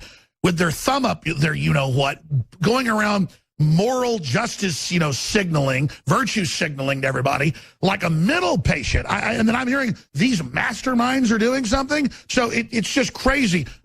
If you could repeat that rant, it'd be great. But separately, other points you'd like to add in the next 6-7 minutes we have left with Gavin McInnes of Compound Media. Well, their whole ethos is based on power. So we had a coach recently. They were playing rap music in the gym and in the change rooms, and I don't know if we can swear on your show, but he comes in and he goes, I don't want to hear that music with N-word this and N-word that, but he used the actual expletive. And I hate that kind of music, and I don't want to hear it in here. He gets fired for using that word. He gets fired for saying, don't use the N-word. Yeah. So I heard about in Germany, I heard that if you want to make stickers that have no swastika, like it's the swastika crossed out, you can't make them because you have to make the swastika first to cross it out. So no, that's illegal. And so that's the kind of parameters we have. That's the guidelines we have to abide by. But then everyone else, every rap song, I had a teacher, a buddy of mine, he teaches troubled kids out in Bushwick in East New York. He told them he doesn't want them saying that word. They didn't even know it was a bad word. To them, it's a word like the or something. So they would change it to neighbor and ninja. Anyway, the reason that we have these different rules is because it's about power. So we're the only ones that can be racist because we're the ones in power. And you go, okay, so it's about power and wealth. Is that it? We're the exception because we're the powerful and the wealthy. But we're not. We're number 16 down on the chart. You got Lebanese Americans, American Africans, like Kenyans, are making more money than whites. Because they don't have chips on their shoulders. I'll tell you, it's super refreshing to actually be around a lot of Africans from Africa. They're just outgoing. They got business. They got things to do. They want to do things. They don't have freaking chips on their shoulders. The only thing I don't like about people from Africa is they're racist. They hate black people. And they're like, you cannot go around black people. They will kill you. They are dangerous, crazy people. And you go, I don't like when you talk that way around my fellow African-Americans. American. I consider it quite rude. But the whole idea of, you don't know what it's like to get into an elevator and see all these old ladies grab their purse because they think you're going to rob them. And I go, nor does a Chinese person, nor does a Japanese person. You understand that we're not at the top anymore, and your whole paradigm of powerful people can take endless abuse means you have to go abuse these Lebanese Americans because they're the ones kicking ass and taking names. In The Death of the West, Pat Buchanan said it beautifully. He said, the West didn't start slavery, it ended it. And we had a balance sheet of 0 after the Civil War. We're done with capitulation. We're done with complaining, hearing complaints about the past. We're not unique anymore when it comes to victimhood. You had a bad life. The Irish had a bad life. Stop whining. Trump is here now. Daddy's home, and you have to do your homework. Now, speaking of Chinese Americans, people say, are you anti-Asian because you don't like the communist Chinese? No, they're oppressed by them. But I was reading, even CNN had the statistics last year, that the majority of people coming to the U.S. now are not even Mexican. It's Chinese women are now the biggest group. And they come here, and it's middle class or wealthy Chinese. Yeah. Why wouldn't you want 20, 30,000 free birth? Now you got a kid that's a U.S. citizen. Now you've got a way to get all those benefits. Well, why would rich Chinese want that? Because that's why they're rich. Why wouldn't you come here and get a $30,000 free benefit and have your baby for free? Because we can't be racist. I mean, you're Asian. So there it is. Chinese flock to U.S. to give birth to U.S. citizens, and then we pay for it $20,000 to $80,000. See, I said 30,000 being conservative. That says 20 to 80. So the average is like, 40 or more. Think about this. This is suicide. This is crazy. I can't go to China and have a free baby. No, you can't. I think you need 50 grand cash to leave China. And these women are getting on these planes when they're 8.5, 9 months pregnant. If anything should stop this stupid anchor baby rule, it's the way the Chinese are abusing it. But you know what I was thinking about this weekend? I was putting up Christmas decorations, busting my ass, and I've got 3 kids, and I get I get trouble from far-right alt-righters. They go, oh, you work for a Jew, and you race mix. And then you get trouble from the far left where they go, I feel sorry for your daughter. You're such a sexist. And I'm thinking, in both cases, these outliers, they're not putting up Christmas decorations. And the beauty of the modern West post-Trump is I don't want to hear from you unless you're breeding Western children, unless you're putting up Christmas decorations, unless you care. And we can do the Hanukkah too. As long as you are part of the Judeo-Christian equation, you're making babies and you're here with the rest of us participating, then I want to hear from you. Your vote matters. The rest of you on the fringes, alone, single, playing video games, not breeding, not being part of the American experience, get the hell out of here. We're done with your whining, and that is both extremes on the political spectrum. Well, I was about to break that down. Misery loves company, and I'm sorry, people demographically that are unhappy, most of them are white women, they waited until 45, they didn't have kids, they're totally freaked out, and they totally then double down and submit to the state and like make the state their husband. And so if the state's more powerful, they live vicariously through it, even though the state overall really isn't even helping them. And I think that's why they're so upset, is they realize their God, the state, didn't deliver them their next Messiah, Hillary Rodham Clinton, stumbling around like a zombie. And let me ask you this. I live in Austin, Texas. It's a blue state. Yeah. I've had major problems with Republicans as well, but they've been a lot more tolerant, back when I was anti-George Bush for all the wars. I was just a libertarian. I have had Democrats follow me out of restaurants and show me their gun. And this happened in front of witnesses. People say, why don't you pull your camera out? The guy's showing me a gun. And then by the time I was getting ready, he walked around the corner. People walk up and yell at me. Once was caught on tape because I was recording and go, F you, Alex Jones. And, man, they see me now. And then I've had people that are my friends who then say have a wife in one case. And they say, sorry, we got invited to your holiday party or to your pre-Thanksgiving party. We can't come because you support Trump. I'm like, thank you. Don't let the door hit you on your ass. I was just being nice. But I mean, this is like a cult. Again, cults always demand you break ties with anybody who isn't in the cult. And you know what else cults do is they punish you when you leave. And that's what we get with that movie, The Red Pill, where this feminist goes out to crush this men's rights group and mock them for all their stupid arguments. She debates them. She goes, these are actually really good points. And then she becomes red-pilled. So now the feminists are out to get her. We've got this guy, Julie S. Lalonde. I'm starting to name names, by the way. We need to identify these saboteurs. She's shutting down this theater. They just shut it down in Ottawa at the Mayfair Theater because Julie has decided that she has to punish her fellow feminist Scientologist for flying the coop. And isn't it funny, by the way, that we're the fascists, right? We're the ones who have to have our homes named in a trust so they can't find our homes. We're the ones who have to have a gun under the bed. We're the ones who have to have a gun in another room. We're the ones who are losing friends because we dared to violate the thought policing. And you go, you sure sound like the fascist to me because I've never done that to anyone. I don't want to know where my enemies live. I don't want to harass their children. But you look at Dana Lash's Instagram feed, and every picture of her kids is carefully hidden because these bastards are psychotic. And by the way, I don't want to have to get into all this, but I have to have full-time security because these people are so serious, they're so real, they're so dedicated. And then to see the left, got to have your house in a trust, whole same 9 yards, got to cover your kids because they're so fascist, they're so mentally ill, and they're allied with the most radical forms of Islam that throw gay people off buildings, murder women, sexually mutilate them, won't let them drive cars, and our government's backing the Saudi Arabian Wahhabist version worldwide, and you bring it up to them, and they scream, you're an Islamophobe, and I go out to these anti-Trump rallies, and it's a bunch of Islamicists foaming at the mouth against America. It's incredible how much they hate this country. What happened to the so-called left?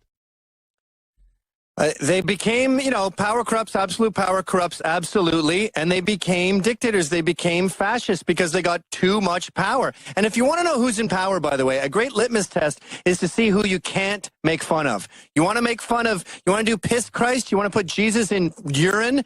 No problem. You want to make the Virgin Mary out of elephant dung? Well, we're not going to be nuts about it, but you can still put that in a taxpayer-funded museum. You mock feminists? Well, your movie's going to be shut down. You mock Muhammad? We're going to send guys there to shoot Pamela Geller because you dared to question Islam. So, and by the way, justice was beautifully meted out there in that particular instance. But the moral of the story here is you guys are blind with power, and I can prove it because I'm not allowed to make fun of you. In the 3 minutes we've got left, Gavin, first, thanks for coming on the broadcast. Thanks for having me. I'm excited to see people only getting more excited now that Trump got in, not going back to sleep like used to happen when a Republican got elected. This is so exciting. I think it's key to continue to support Trump, to wait and see what he actually does with these appointments. I think if some of the appointments are bad, knowing his management style, he's going to fire them if they don't carry out his will. I think it's probably a smart strategy. Just look at how the elite are attacking him. Look at the demonization. Look at how he's actually delivering on Americanism, not globalism. I mean, this guy is light years better than Hillary. I don't believe in a lesser of two evils. But in the case of Trump, I do see this vitriol forming out there that, oh, my God, we got betrayed again when the guy's still 45 days out of office. Yeah, it is crazy, isn't it? Look, we've always been fighting fascists. When I was a punk rock teenager, I was fighting Nazi skinheads. We've always been at war, and we've been running. The only difference in the past 8 years has been we were getting bullets from behind us. So we're out there fighting, and we look back and we say, psoo, psoo, and we've got neocons and Republicans and even some paleoconservatives shooting at us. Now, Trump has our back. Now, we just yelled out, cover me, and the bullets are going in the same direction as us on either side, and we can really focus on it. So I had some good times gloating. I'm really enjoying the revenge, but the big picture here is we're fighting the fascists, we're fighting the censors, we're fighting the people who are out to extinguish our freedoms, and someone has our back. That's a totally different way to fight, and it's a great way to win. That's right. And again, I said this 3 weeks ago. They're going to try to cut Trump's base out by saying he's not 100% delivering even before he gets into office. And the Washington Post last week admitted that and said our strategy is to cut their base away from him. Good luck. They think we're so stupid. They talk to us like we're dumb. It's their constituents that are stupid. Yeah, and they use these same old games, too. Like, Tucker Carlson is great. His new show, I call it Tucker Porn. And you just watch him destroy liberals. And they say things like they had this black guy on who was calling the murder of the Somali terrorist racist. And he goes, yeah, but aren't you a suspected white supremacist? And you can see Tucker just go, with his face, say, no, we're not doing that. You said that word so much, you diluted it now to nothing. So all your old tropes are dead. All your old tricks are done. You're just... Oh, I love how they'll bring the race thing up like they've got the ultimate weapon and they've got you. Like, yes. Aren't you a white supremacist? And I'm like, yeah, and I'm an Easter Bunny too. Don't you get it, moron? You're the one bringing race into things. It's their death knell. It really is. And their other big trick, by the way, is what about your children? What if your son was blah, blah, blah? What if your mother was raped or something? They try to make you irrational by bringing your family into it. And you just go, we're not doing that anymore. I'm not playing your stupid games because you lost. You know, I remember I was a young man and this girl, Rosanna Saracino, she dumped me and I was drunk, lying asleep on the kitchen floor. I couldn't get over it. My friend Pat Bannister just picked me up by the lapels and he goes, it's over. It's over. It's over. He said it about 20 times. And I feel like we just have to grab half of America and go, you lost. You lost. You lost. Psh, psh, psh. Wake up.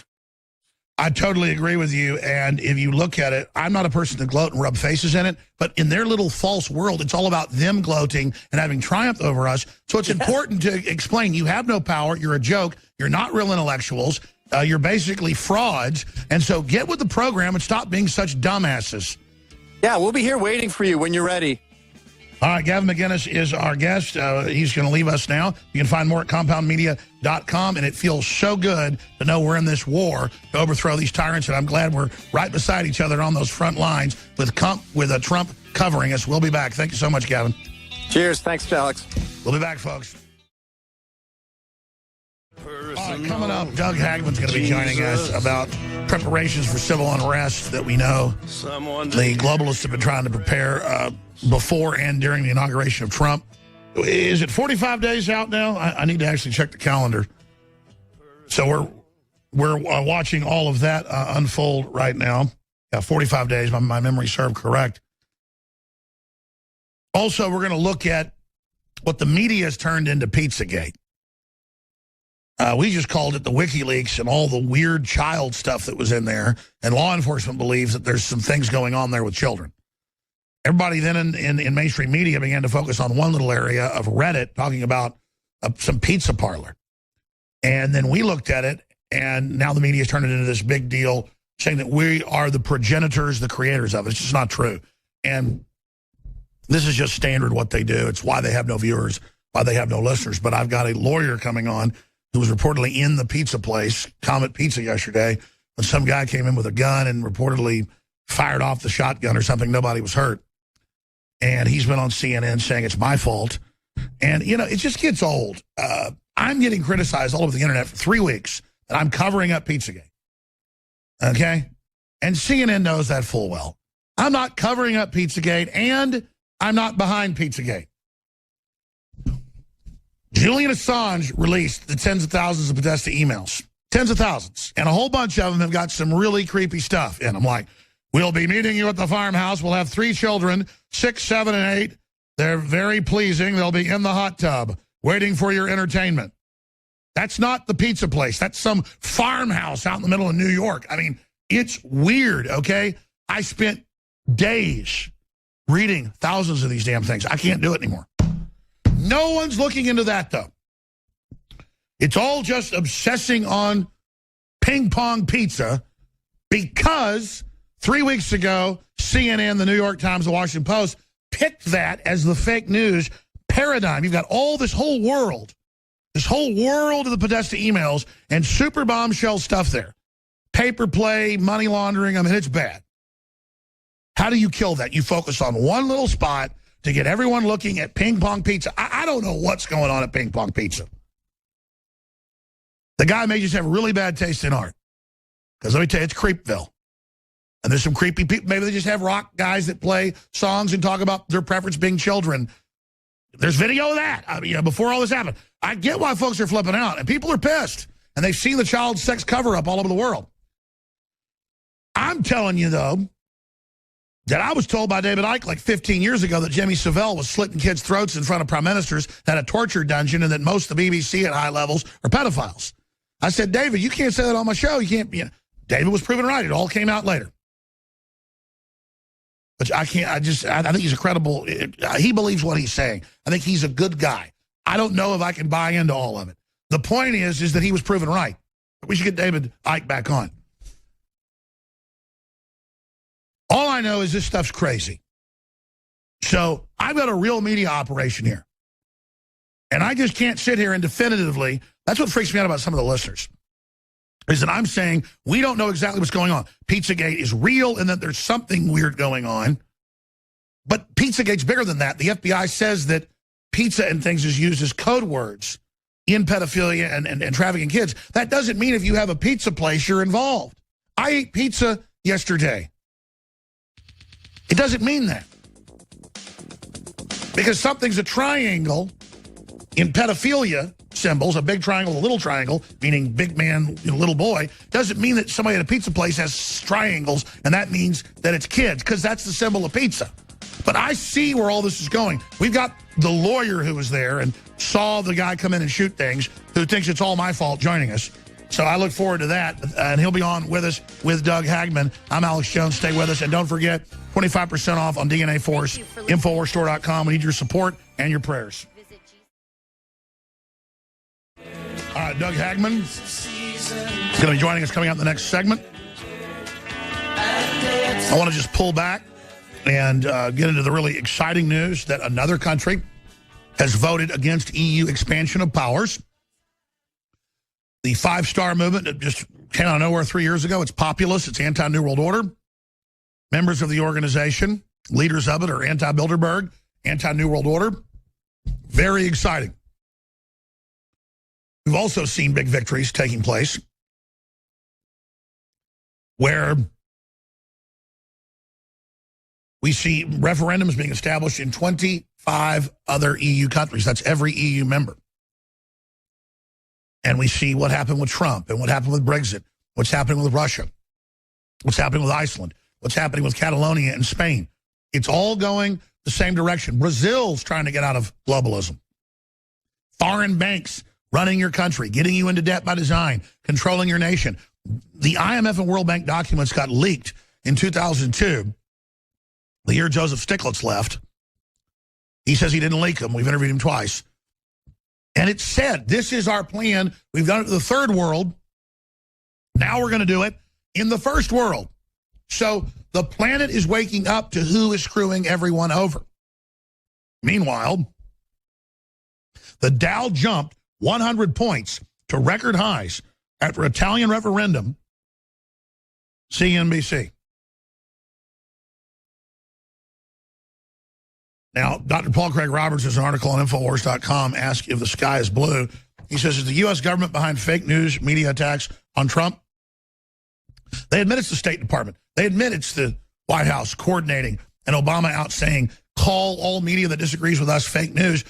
What do you expect them to do when everything they did got discredited in the election? And they were shown to be lies and frauds. That's why we have to keep pushing the fact that they said Hillary was invincible. And they said, you know, that they weren't involved with Hillary, but they got caught basically running her campaign and giving her all the intel and the questions. And now that they've had this historic loss, they're only intensifying what they're doing. In fact, here's a clip. Pelosi pressed on ghastly Democratic losses since 2008. They're the ones saying it was the end of the Republican Party, that the Republican Party was going to go extinct, that it was all over. And now it's not just the Republican Party establishment that's going extinct, it's the Democrats in whole. As populism surges, as the people discover how things really work. We're going to go out to break with this clip. Pelosi pressed on ghastly Democratic losses. Question, though. Democrats, since 2008, the numbers are ghastly for Democrats. In Senate, Democrats are down 10%. In the House, down 19.3%. And in governors, 35%. The Democrats are getting clobbered at every level over multiple elections. That seems like a real crisis for the party. Well, you're forgetting that we were up 56. You know, we went up so high in 2006 and 2008. And let me just put that in perspective. When President Clinton was elected, the Republicans came in big in the next election. When President Bush was president, we came in big in the subsequent election. When President Obama became president, the Republicans came in big in the next election. I guess my question is, the Republicans reacted to their losses with a big revolution and a change. They have a very new president at the top of their party now. You have somebody like Agricultural Secretary Tom Vilsack saying that the Democratic Party is like a tree that, quote, looks healthy on the outside, but is in the throes of a slow and long-term demise. Well, I have enough respect for the secretary, but I'm more optimistic about the strength of the Democratic Party. And what I would say, because you talked about these numbers, of some reasons to be hopeful, because it's necessary, because this is about policy. It's not about politics. It's about politics.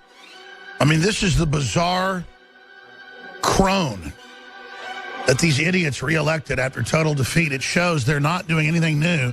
They're just letting the same old technicians run the same old lies over and over again. This is great news for the liberty movement.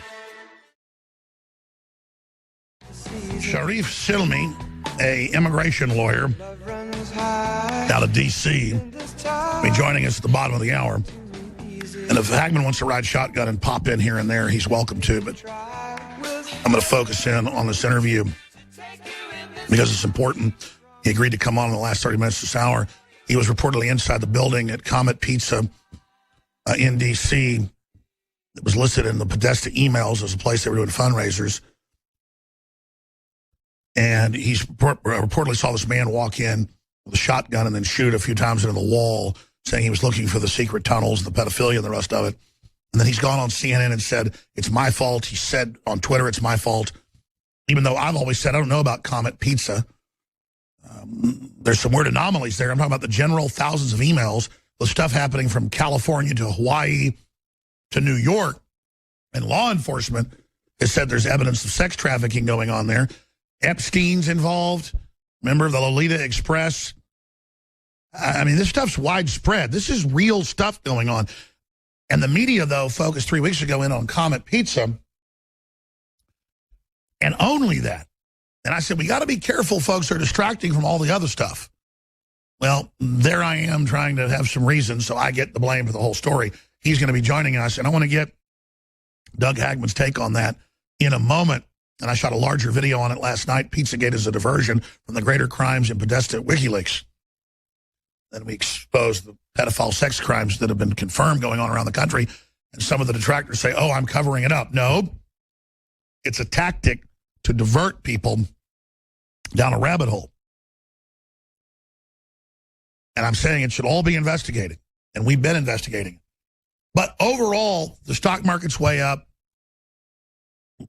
Italy just voted to stop EU expansion, another victory against globalism. Trump standing up against communist China. Really positive things are happening. Trump's people have said, no, he does plan to have folks go after Hillary once he gets in. That's still 45 days out. But the death blow against globalism is so intense, but they're desperate. So what are they going to try in the time being is the larger question.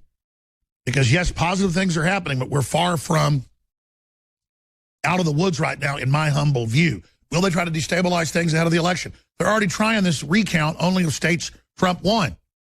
They're already doubling and tripling money to Black Lives Matter to get ready for the fomentation of riots. So this is a critical time to be alive right now. I want to cover the destabilization first, but then talk to Mr. Hagmann about his New York police contacts and others about what's really in the 600,000 plus emails, not just what was in the WikiLeaks and where that may be going. So quite a lot to talk about. Mr. Hagmann, of course, Hagmanreport.com. And I'm not going to go into his Fortune 500 clients and how he trains law enforcement agencies and works for the Department of Justice, FBI, you name it. I'll just stop right there. But he joins us. He's the author of Tactical Surveillance. And again, he hosts the Hagmann Report, Hagmanreport.com. Doug, good to have you back on. I threw out a lot of stuff there. What do you want to tackle first? Hi, Alex. Thanks for having me back on. I suppose with the incident that took place yesterday over the weekend at Comet Pizza, I think it probably would be good to let people know that this is not just about Comet Pizza or not about Comet Pizza. The allegations that are contained therein are just that, allegations. They're suspicions. I really think, Alex, that what we're seeing here is just the fake news meme being applied to this entire satanic ritual abuse operation and pedophile operation, alleged pedophile operation, that is. Now, so I would really caution people not to get tunnel vision on any one place, any one person, any one incident.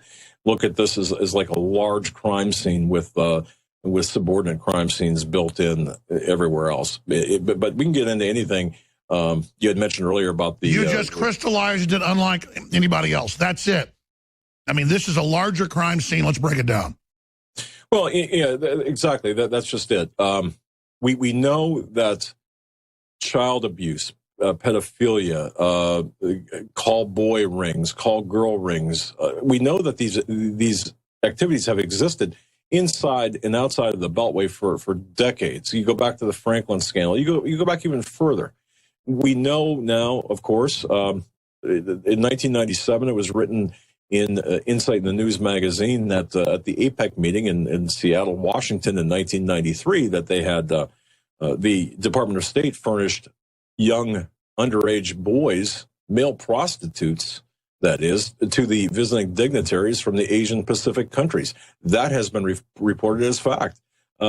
And that, again, that goes back to the August 29th, 1997 edition of Insight in the News, as reported by the author of that publication who did the investigation, where the FBI was caught bugging the rooms and conducting physical and electronic surveillance of the members of that particular meeting. So the fact that this does not occur, or the fact that the meme is, or the objective is to put this in a post-truth category, which is, by the way, Oxford Dictionary's 2016 word of the year. It's a compound word, post-truth, meaning that everything that we're seeing right now is driven by emotion and speculation as opposed to fact, which is just totally incorrect, but it plays into the fake news operational guidelines.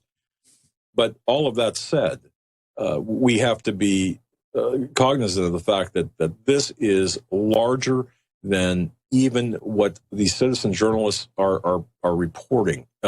This involves high-level officials, dignitaries, ambassadors, all across the world. And it's interesting that this came out initially from the October 3rd beginning of the Podesta data dumps on October 3rd of 2016 in earnest with respect to the different coding in the languages, which the FBI, by the way, Alex, knew about. I've attended training courses where the FBI recognizes, for example, the pedophilia, recognizes even to some extent satanic ritual abuse, but not, they just don't have a matrix or a metric for it, a grid for it, which is why I should say that some of the smaller departments and even the media they don't want to talk about this, is because they don't believe it exists, because they don't understand it. They don't have a metric for it. They'll understand a serial killer like Jeffrey Dahmer, but they won't understand the satanic aspect of Jeffrey Dahmer, which there was a huge satanic aspect of that. So all of this combined, I said all of that just to say this. I think we have to be careful with our tunnel vision. We have to be careful not to zero in on any one place, person, location. And we have to look at this as a larger, in the larger sense, with a large, wide-angle lens, because we are going to be connecting a lot of dots over the next couple of weeks. And the only other thing I want to mention is this is not in any way, shape, or form fake news. There are elements of fake and false aspects to this story that I believe were deliberately planted and have been exploited to create the illusion. Exactly. If a giant pedophile network is being exposed, the classic move is to then put disinfo out there, have people pick up on it, have the mainstream media only focus on one little area in D.C. and then distract from the fact that we've got Washington Post, New York Times, Washington Times, Associated Press headlines with whole underage callboy networks caught in Barney Frank's house. Barney Frank then went on the House floor and said, you better watch it, because if you come after me, I'm going to bring everybody down that's involved in this chamber. And then we have some of the people now in the Podesta emails, best buddies with Dennis Hastert, who is running a whole pedophile network and procuring the boys. And so we look at Penn State, all of it. CNN now has really bitten off more than they can chew, because they're out saying it's fake news to claim there's organized pedophilia. Well, that's like saying the Catholic Church didn't get caught, or the Vatican didn't get caught, or Penn State didn't get caught, or the Franklin cover-up. This is real stuff, and their stonewalling isn't going to work by taking Reddit posts and then saying I said it or my reporter said it, when all we did when it was a top news story and Reddit banned it was cover what people were saying. Yeah, and that's very interesting what you said there, Alex, because I do believe that we, as a collective in the media, and I consider us media investigative journalists, it's interesting because we have to be very careful. We are being accused of creating this a lot of this information, when in fact we're reporting on what was posted on a forum or on a particular website. And what CNN 3 weeks ago and the New York Times and Washington Post cherry-picked to make the fake news, so everyone would then go focus on that. They were leading people around by their noses. Oh, yeah, absolutely. And you know, one thing I found interesting with this, and I was talking with an investigator early this morning about this, is the fact that a lot of this began and still exists in the circumstantial evidence realm, or in the realm of circumstantial evidence. And in my experience as an investigator and looking at different criminal acts and crimes, you know, circumstantial evidence is the most difficult type of evidence to manufacture if you were going to go out and perhaps frame someone or at least or even call something false or fake. if there's circumstantial evidence to support or substantiate a particular crime, a lot of weight should be put into that because, again, it's difficult to manufacture as opposed to planting, we'll say, physical evidence, which is easily manufactured, or, with a digital age now, creating a picture or altering a photograph. So that's the other factor, too, that we have to take a look at. But most importantly, the pedophilia that exists inside and outside the Beltway. We know this. We know. It's rampant. There's no argument. Yeah. So CNN, though, is trying to say there's no such thing exists. They say there's nothing in the Podesta emails. What do you mean? It's Wiener. It's connections to the island, the Lolita Express, Epstein, all of this. And they're just saying, using Ping Pong Pizza as the gateway, everything else in the world is fake. I'm waiting for CNN to say a Catholic priest never molested a little boy. I'm serious. I'm expecting Anderson Cooper to come out and say that's the case. We'll be right back to ask what other investigators have told Hagmann recently. Now, Sharif Silmi, who is a lawyer, is going to be joining us. He was in the Comet Pizza place in D.C. yesterday when reportedly a guy came in with a shotgun and didn't shoot people, reportedly shot something. The press hasn't been clear, so I want to ask him what he witnessed. I found out about it because I was going to bed last night after I'd even shot a video about all this. And my cousin sent and said, hey, you just did a video on this. This guy says he was in there and says he thinks you're partially to blame. No, I'm not, because we're covering what Reddit and everybody said, and I've said people should be careful about it. And so for 3 weeks, they've been saying I'm covering it up. But we'll get his take on it because, again, I think the whole thing is a distraction from what Doug Hagmann was talking about earlier. CNN's trying to imply that Penn State didn't happen. They're trying to imply that the Catholic Church hadn't been caught doing all this. I love the mainstream media saying we're the fake media, Doug Hagmann, when they're the ones that lied us into the Iraq war, lied us into all these other wars, into the Syria situation, into everything else that's going on that have been caught over and over again. It's all about the fake news narrative applying to us things we didn't really say. They take rumors off the internet, one of the biggest stories out there. We cover it. We cover real examples. I tweeted out last night about the Haitian situation and kids being kidnapped and stuff. That's mainstream news. But I use the term Pizzagate to use a term out there to take people off the diversion of Ping Pong Pizza onto the real stuff we're looking at. Your take on that, and then continuing, you say you've talked to more of your NYPD and federal law enforcement sources. Of course, Eric Prince has come out. He's got major intelligence sources. He says the Clintons are connected to child trafficking in the WikiLeaks and more. Well, I mean, look at Jeffrey Epstein. Look at Lolita Express. Look at Pedophile Island. I mean, this stuff's going on. I've said, watch out, folks, and don't sit there just because innocent people are mixed into these thousands of emails and then randomly blame them.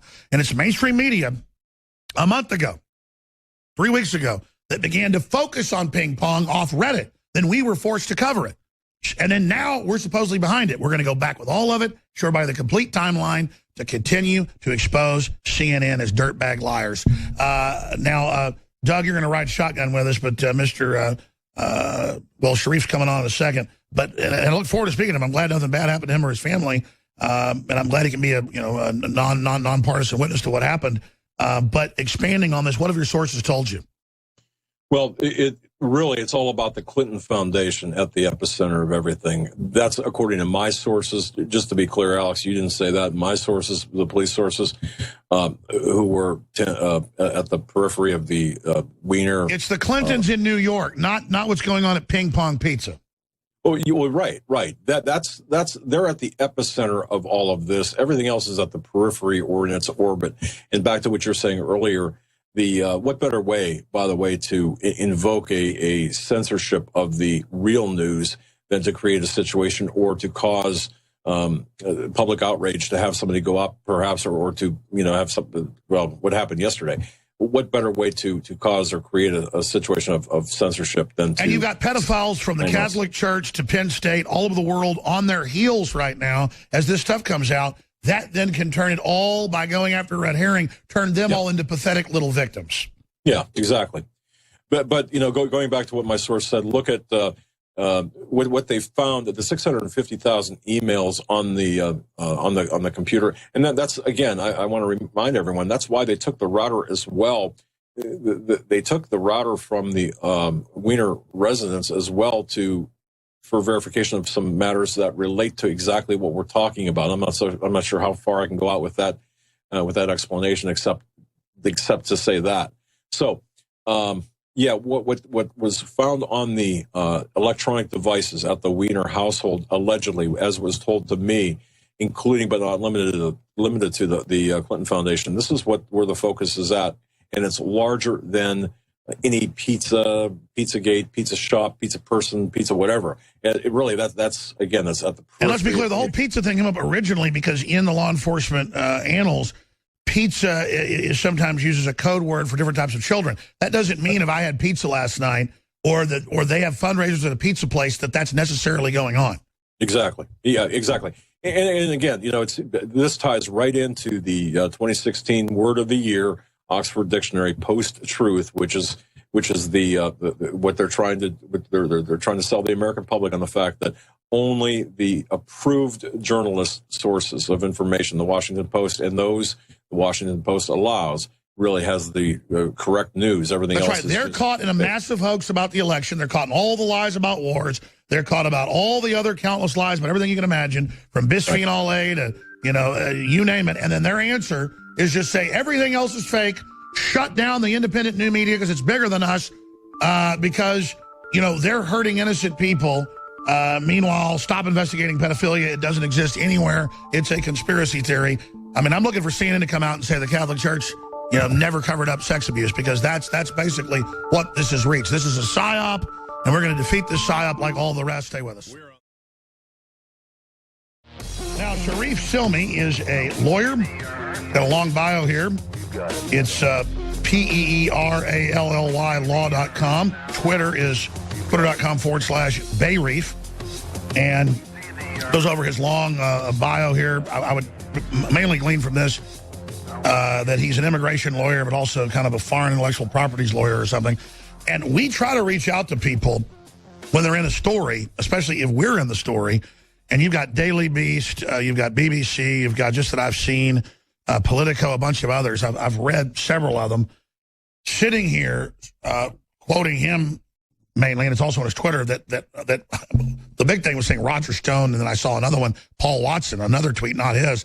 Roger Stone's never said the word Pizzagate that I know of. But the point here is that this started, I guess, like 3-4 weeks ago, and people are saying, why aren't you covering us? So I go and look at it. It's overall about the whole story of what's in the Podesta emails. And let me tell you, there's some creepy stuff in there. And then I start covering it some, but not saying anything's conclusive. And then sure enough, CNN says that I am the progenitor of the entire thing, which I guess sends me viewers. It's just not true. But we're going to get his take because he was in there, I'm sure innocuously, with his wife and 3 kids. And in comes this guy, reportedly. So he was a witness. That's the real reason I want to get him on. I appreciate him coming on. Because usually folks, if they're already mad at you or saying stuff about you, they won't come on, especially liberals. They just won't come on. I want people to come on. I want to be able to discuss this stuff with them because I want the truth to come out. I don't want to believe this stuff, but if you tune into CNN, they actually say that, oh, Jones is just making it up. There's stuff in the Podesta emails, period. No, you've got serious people, serious law enforcement. I mean, there's emails in there. We can put some of them on screen where it's like, we'll meet at the farmhouse and have the 3 children ready for entertainment in the hot tub. I mean, you can read thousands of these. And so then the internet just goes wild. But it's because of the crazy excesses, the Catholic Church, Penn State, all the things that have come out, all the pedophilia that's come out, Salon promoting pedophilia, incest being promoted in mainstream media, that the public begins to get hysterical. So there is a danger of a Salem witch trial here. The thing is, I'm not presiding over it, all right? But look at Jimmy Savile. Look at the royal family. They now admit in the London Telegraph that it goes to the top of the government and that it's, quote, national security now. Jimmy Savile had the highest access to the royal family above MI6 and MI5, and they found torture chambers, dungeons, admissions of raping kids, dead kids, okay? So this is all going on. This is happening. And so absolutely, I don't want to walk in some pizza place and then the guy comes in with a gun. I'm very glad nothing happened to Sharif. So I want to let him now have his take on things. And while he's on with us for TV viewers, I'm going to put on screen major D.C. newspapers with the headlines about underage callboy rings at the White House, Barney Frank running a callboy ring out of his townhouse, C-SPAN clips. I've got CBS News clips. I've got the CIA finders documents. I've got everything. The UN doing it. It's just a worldwide epidemic. So what's happening here is the implication by CNN is none of it isn't happening, period, anywhere. Nothing's happening anywhere. Because, I mean, they say that I'm literally just making up these Podesta emails. Okay? So let's be clear. I'm not saying anything's going on at Ping Pong Pizza. The FBI and some of their manuals talks about pizza and pizza toppings being code words. Well, I ate pizza yesterday. Doesn't mean I'm involved in that. So my issue here is, and I've been saying this for 3 weeks, is I've told my reporters, everybody's obsessing on this against a big story. Look at the other Podesta emails and real stuff, the paper play, all the weird stuff that's going on, people begging for jobs and offering money. That's what's serious. And then I got attacked, and people say I'm covering up Pizzagate. No, I'm not covering up Pizzagate. In fact, I put a video out yesterday that has all these downvotes. People say, how dare you, you sold out, on and on and on. No, ladies and gentlemen, you got to be careful about stuff like this because, look, I'm one of the middle-of-the-road guys, and I'm being accused of being involved in it now. So this is serious. We do not need violence. We do not need people marching into pizza places with guns. And we need to investigate exactly what happened there. So joining us is Sharif. Thank you for joining us. Now, I've been ranting for 5 minutes. So you've got the floor for 5 minutes here. Yes, sir. Thank you for having me. I appreciate it, Mr. Jones. And I want to start out because, like you said, I am joining you, and I'm a man of my word, and I do hold you responsible to some extent for the events that took place.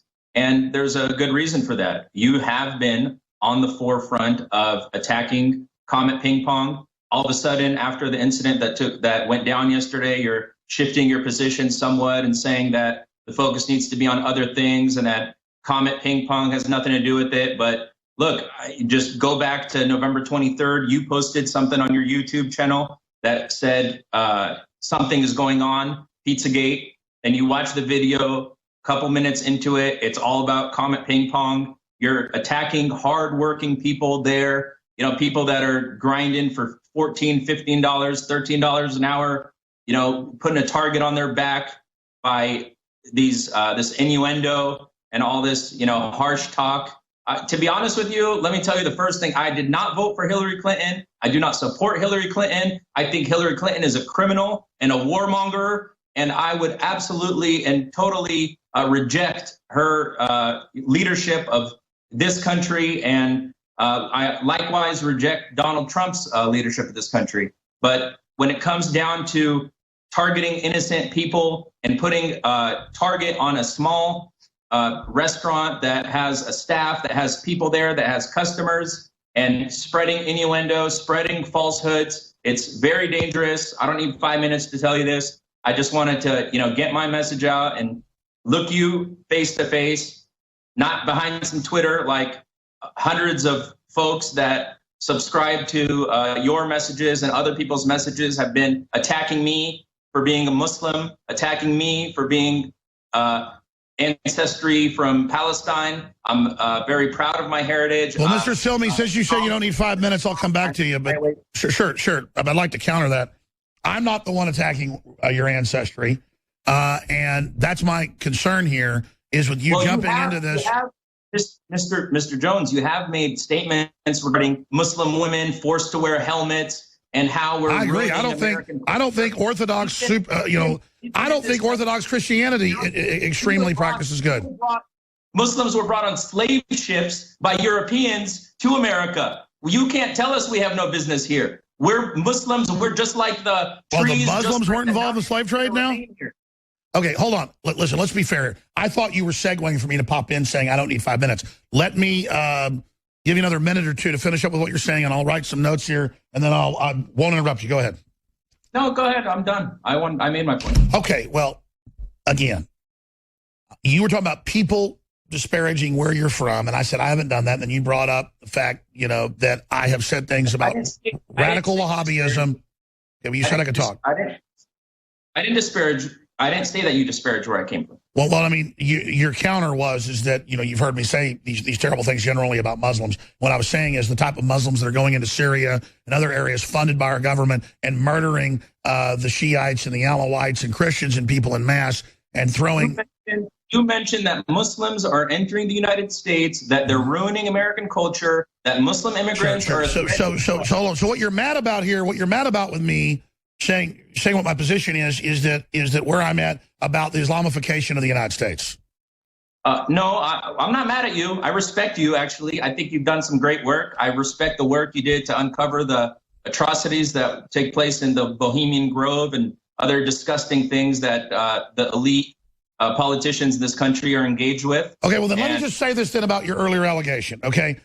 I could call Rob Dewan here right now, my news director, about me 2 weeks ago saying, I am sick and tired of the obsession on one thing. There is some weird stuff going on. I don't know if you've researched it. Like rock bands are there. They're like, yeah, we like to have relationships with kids. Yeah, I know. We'll talk about preferences and then all the weird art. I don't know if you've seen the art. I'm not going to even mention it here. There's some crazy stuff, okay? But let's just say it's weird liberal stuff, okay? And then the Podesta's brothers in the Washington Post saying, we'll put naked pictures of teenagers on our walls. We call this radical art. And then the Washington Post pulls the article. But I'm not saying they're involved in anything. I'm sure Podesta's a wonderful person. But I mean, sarcastic now. But expanding on this, we probably had 10 or more videos on this. And when I've talked about it, I say it looks really bad. But I'm not saying anything's going on. It needs to be investigated by law enforcement. And the same stuff you heard me say 10 minutes ago is my position. So what I'm doing is clarifying my position. Can you go see one of my reporters' videos and say it has a different, angle on it, reporting on the Reddit phenomenon and the censorship and the media saying it's all fake? Absolutely. But I'm saying in the compendium of our coverage, I will tell you, I don't know what's really going on at Ping Pong Pizza. I've reached out, and I intend to reach out again and say, I will come there and actually debunk this if it isn't true. That's what I'm trying to do. But I did not create this. We simply responded to one of the biggest stories on the internet and covered it from different from different angles. You took a story that's about John Podesta and his sick issues that he has and made it about Comet Ping Pong. Comet Ping Pong is not the issue. Comet Ping Pong's you go there, you could have pizza. But here's the Podestas are connected to that. No. Here's the deal. They're in a relationship with them. Is Guy Fieri a pedophile? I don't even know that particular name. What I'm trying to get through to you is you're not listening. All I'm saying is the place was on Food Network. It's a delicious pizzeria. Why are you attacking people that work hard? You're acting like you're talking to a jury here. I'm not attacking it. I've had reporters that have covered why it's being censored on Reddit and looking at why people believe this. I have hardly talked about Comet Ping Pong. So what I'm telling you is I didn't change my stance after this. I told people here that, and I've said on the internet, I've said... Hashtag Pizzagate. That's not about Comet Ping Pong? No, the whole thing, the entire situation's turned into Pizzagate because law enforcement says that pizza toppings, from the beginning, before the term Pizzagate was out there, it was all about pizza toppings and pasta toppings and $60,000+ in delicious, succulent hot dogs that Obama was going to be enjoying. Well, why don't we focus on John Podesta, on Hillary Clinton, on the now you got your boy that you got into power appointing Sessions, the most anti-immigrant and anti-marijuana senator that is around as Attorney General. So you keep going back to my politics, but let's go back here. Can I go to Saudi Arabia and even walk down the street with my wife not wearing a burqa? The Saudi government is a sick, filthy regime. Okay. Now, listen, I'm the guy, when I saw the balance the other way, that was against the Iraq war when it was unpopular, that talked about 9/11 having globalists involved in it, that did all those hard things. So I'm always really trying to be on the side of justice. Now I see massive... Is Donald Trump going to stop selling weapons to Saudi Arabia? Why don't you ask him that? You got his ear. Is he going to stop selling weapons to Saudi Arabia? So they can bomb all those countries? That's a good question. So they could bomb Yemen, so they could support terrorists in Syria, so they could support terrorists that are undermining Iran, so that they can fund terrorists. We can have a debate separately. Is your boy going to stop selling weapons to Saudi Arabia? Sure. We can have a debate if you want to come on about Donald Trump and things he's doing, things he's up to separately. But we keep going off into politics here. I'm truly trying to have a real discussion. Let me ask you this question. Can you describe for TV viewers and radio listeners, sir, again, you were inside comment ping pong yesterday when this reportedly happened, exactly what you witnessed? Because that's one reason I want to get you on.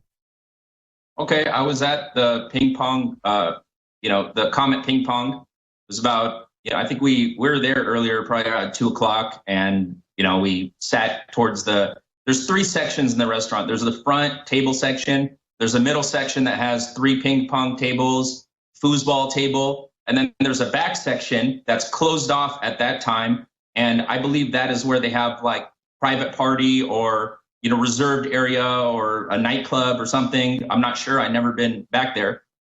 So basically we're, finished our meal and we're playing ping pong. I was playing ping pong with my wife, and my kids were around me, and a person, white male, tall, slender guy, walked straight through from the front, and he was basically coming in, towards, I had my side to him. So I was facing, my wife, obviously on the ping pong table. And so I seen him in my peripheral vision, and he walked behind me to the back room. Did you see him fire a shotgun? Because they don't really give details of what he did. No, I did not see him fire a shotgun. We did see that he was concealing a weapon. I can confirm that. Sure. Did you hear a shotgun blast? No, sir. See, the first reports I saw was he had a shotgun. Then they added, I guess in the Daily Beast and a few others, that and political, he was firing a shotgun. And my understanding is that he shot a lock that was like a door to an office. But I, again, didn't hear the shot. He didn't engage with me or any other patrons in my presence, but we did see him, and we did see, that he was, Sure. Let me ask you this question: Had you heard about the whole controversy before you went there? Yeah, I heard about it actually on the Kojo Namde show, which is an NPR radio program here in Washington. Okay, so you're there in D.C. You hear about it, but I mean, I'm sure you'd eaten there before. You said it was good pizza. Yeah, no, it was very good pizza. So you'd eaten there before? No, that was the first time I ate there. Okay, wow, that's kind of bad luck. Was the pizza good? Very good, very delicious. And it is rated as a supposedly really good place. So and they don't have a basement, so that's been out there on the web as well. Then you got all the weird stuff the Podestas are putting out. And have you seen some of the art and some of the stuff and talk in there that's been put out on Twitter and Facebook? Very normal pizzeria, very normal, nice employees, very calm atmosphere. All the customers are very nice. There's no weirdness. I went there with my 3 kids. There's no pedophilia. You guys have the wrong place. Well, wait a minute. I don't have the wrong place. We didn't generate this. We didn't generate this. Hundreds of sites reported on it. Focus on the Clinton Foundation. Focus on the elites. Don't focus on putting a target somewhere where hardworking waiters and waitresses. I think I ought to hire you to actually be our news editor. You can sit in here and tell people that, or any other place. My model is don't ever attack little people, and that goes to kids, but it also goes to businesses. And when I looked at this, and the Podestas, and the fact that the Democrats were there, clearly I believe in the Podesta emails. There's code going on. I've talked to law enforcement. That's there. But then I said early on, but everybody talks about pizza. In fact, I'll be honest, I ate it twice yesterday, okay? Once in the airport, once when I got home. And so it's not fair to do that. There is some weird stuff going on with the Podestas. So I've tried to be clear. I can see where our reporters reporting on what everybody was saying about it could then look like we're the ones pushing it. That's why you're here. That's why you're here. That's why you're here. Mr. Jones, you have a video November 23rd where you attack the pizzeria. You've attacked it in the past. You changed your I have. November 23rd, you have a video on your channel. Why don't you... Oh, you're saying me? Are you saying one of my reporters or somebody else's video? It's Alex Jones' video. Alex Jones... Oh, you're talking about my reporter, John Bound. Pizzagate is real. Something's going on, but what? When I say real, we expand on the whole report to the larger pedophilia going on in the world and that pizza's used as a code word. Alex, can I jump in here for a second? Sure. Let's get Doug Hagmann, who's a law enforcement liaison. Go ahead. If you could allow me one quick comment, and then I'll turn it over. Why don't you make a clear statement out there telling your listeners, telling your followers, hey, guys, do not focus on Comet Ping Pong. We do not want to focus on a place where poor, normal people are sitting there working. I think, well, let me just continue here because I'm trying to be fair in this conversation. I think because of the podestas and the things that are in there, I think law enforcement should look into everything. I personally don't really think they're using a pizza place as a front for this, and I do think it's been a distraction. You're shaking your head. It has nothing to do with what you've been describing or talking about. Sure, but I don't think it's fair to tell my listeners that they're the ones. Look, one time 3 cops got killed in Pittsburgh, and they blamed me for it, and it turned out it wasn't true. So my whole thing is, I don't think it's fair to lecture my audience as if they're the ones, that are causing this to go on when it's the corruption in government, the media covering up pedophilia, the government covering it up, and mainstream media lying about all these wars. People don't trust the system anymore. Do you think that there's a large portion of your audience base that believes there's a pedophilia ring going on at Comet Pizza? No, I do not believe that. I do not believe that at all. I don't think it's a large part of my audience. The Reddit community and Facebook and all that is its own group, and you can actually go find where 3 weeks ago I was being criticized for not being, pushing the whole Comet ping pong situation because I told my staff, I said, I don't know what's going on there. They're connecting the podestas and stuff, but this is too over the top. You're making videos attacking Comet Ping Pong. It has your name on it. November 23rd. Yeah. Pizzagate is real. Yeah, you're not. Pizza. Let me get Doug in here. People should go watch the video. Hashtag Pizzagate. Hold on. Hashtag Pizzagate's not our hashtag. But I don't know why you keep making statements that aren't true. Go ahead, Doug. November 23rd. Look at your YouTube. No, I know there's a video, but you're. Go ahead, Doug. Sir, let me ask you a question, Counselor. You said that November 23rd, you viewed a video that was on InfoWars channel, just to be clear. I was just curious. So you knew about the controversy surrounding this location prior to your entry with your 3 children, 7, 9, and 12, yesterday, December 4th. Is that correct? I watched the video half an hour ago before coming on this program. It's dated. It was uploaded November 23rd. All right, but nonetheless, you knew about the controversy that was stirring on the internet prior to your visit to the pizza shop yesterday. Is that right? Well, I heard the discussion about the controversy on the Kojo Namde show. In the context of potential alleged pedophilia, right? So I'm just curious, did you go there because you were curious, or did you go there because you had always wanted to go there, having never been there before and wanted to taste their pizza? No, I went there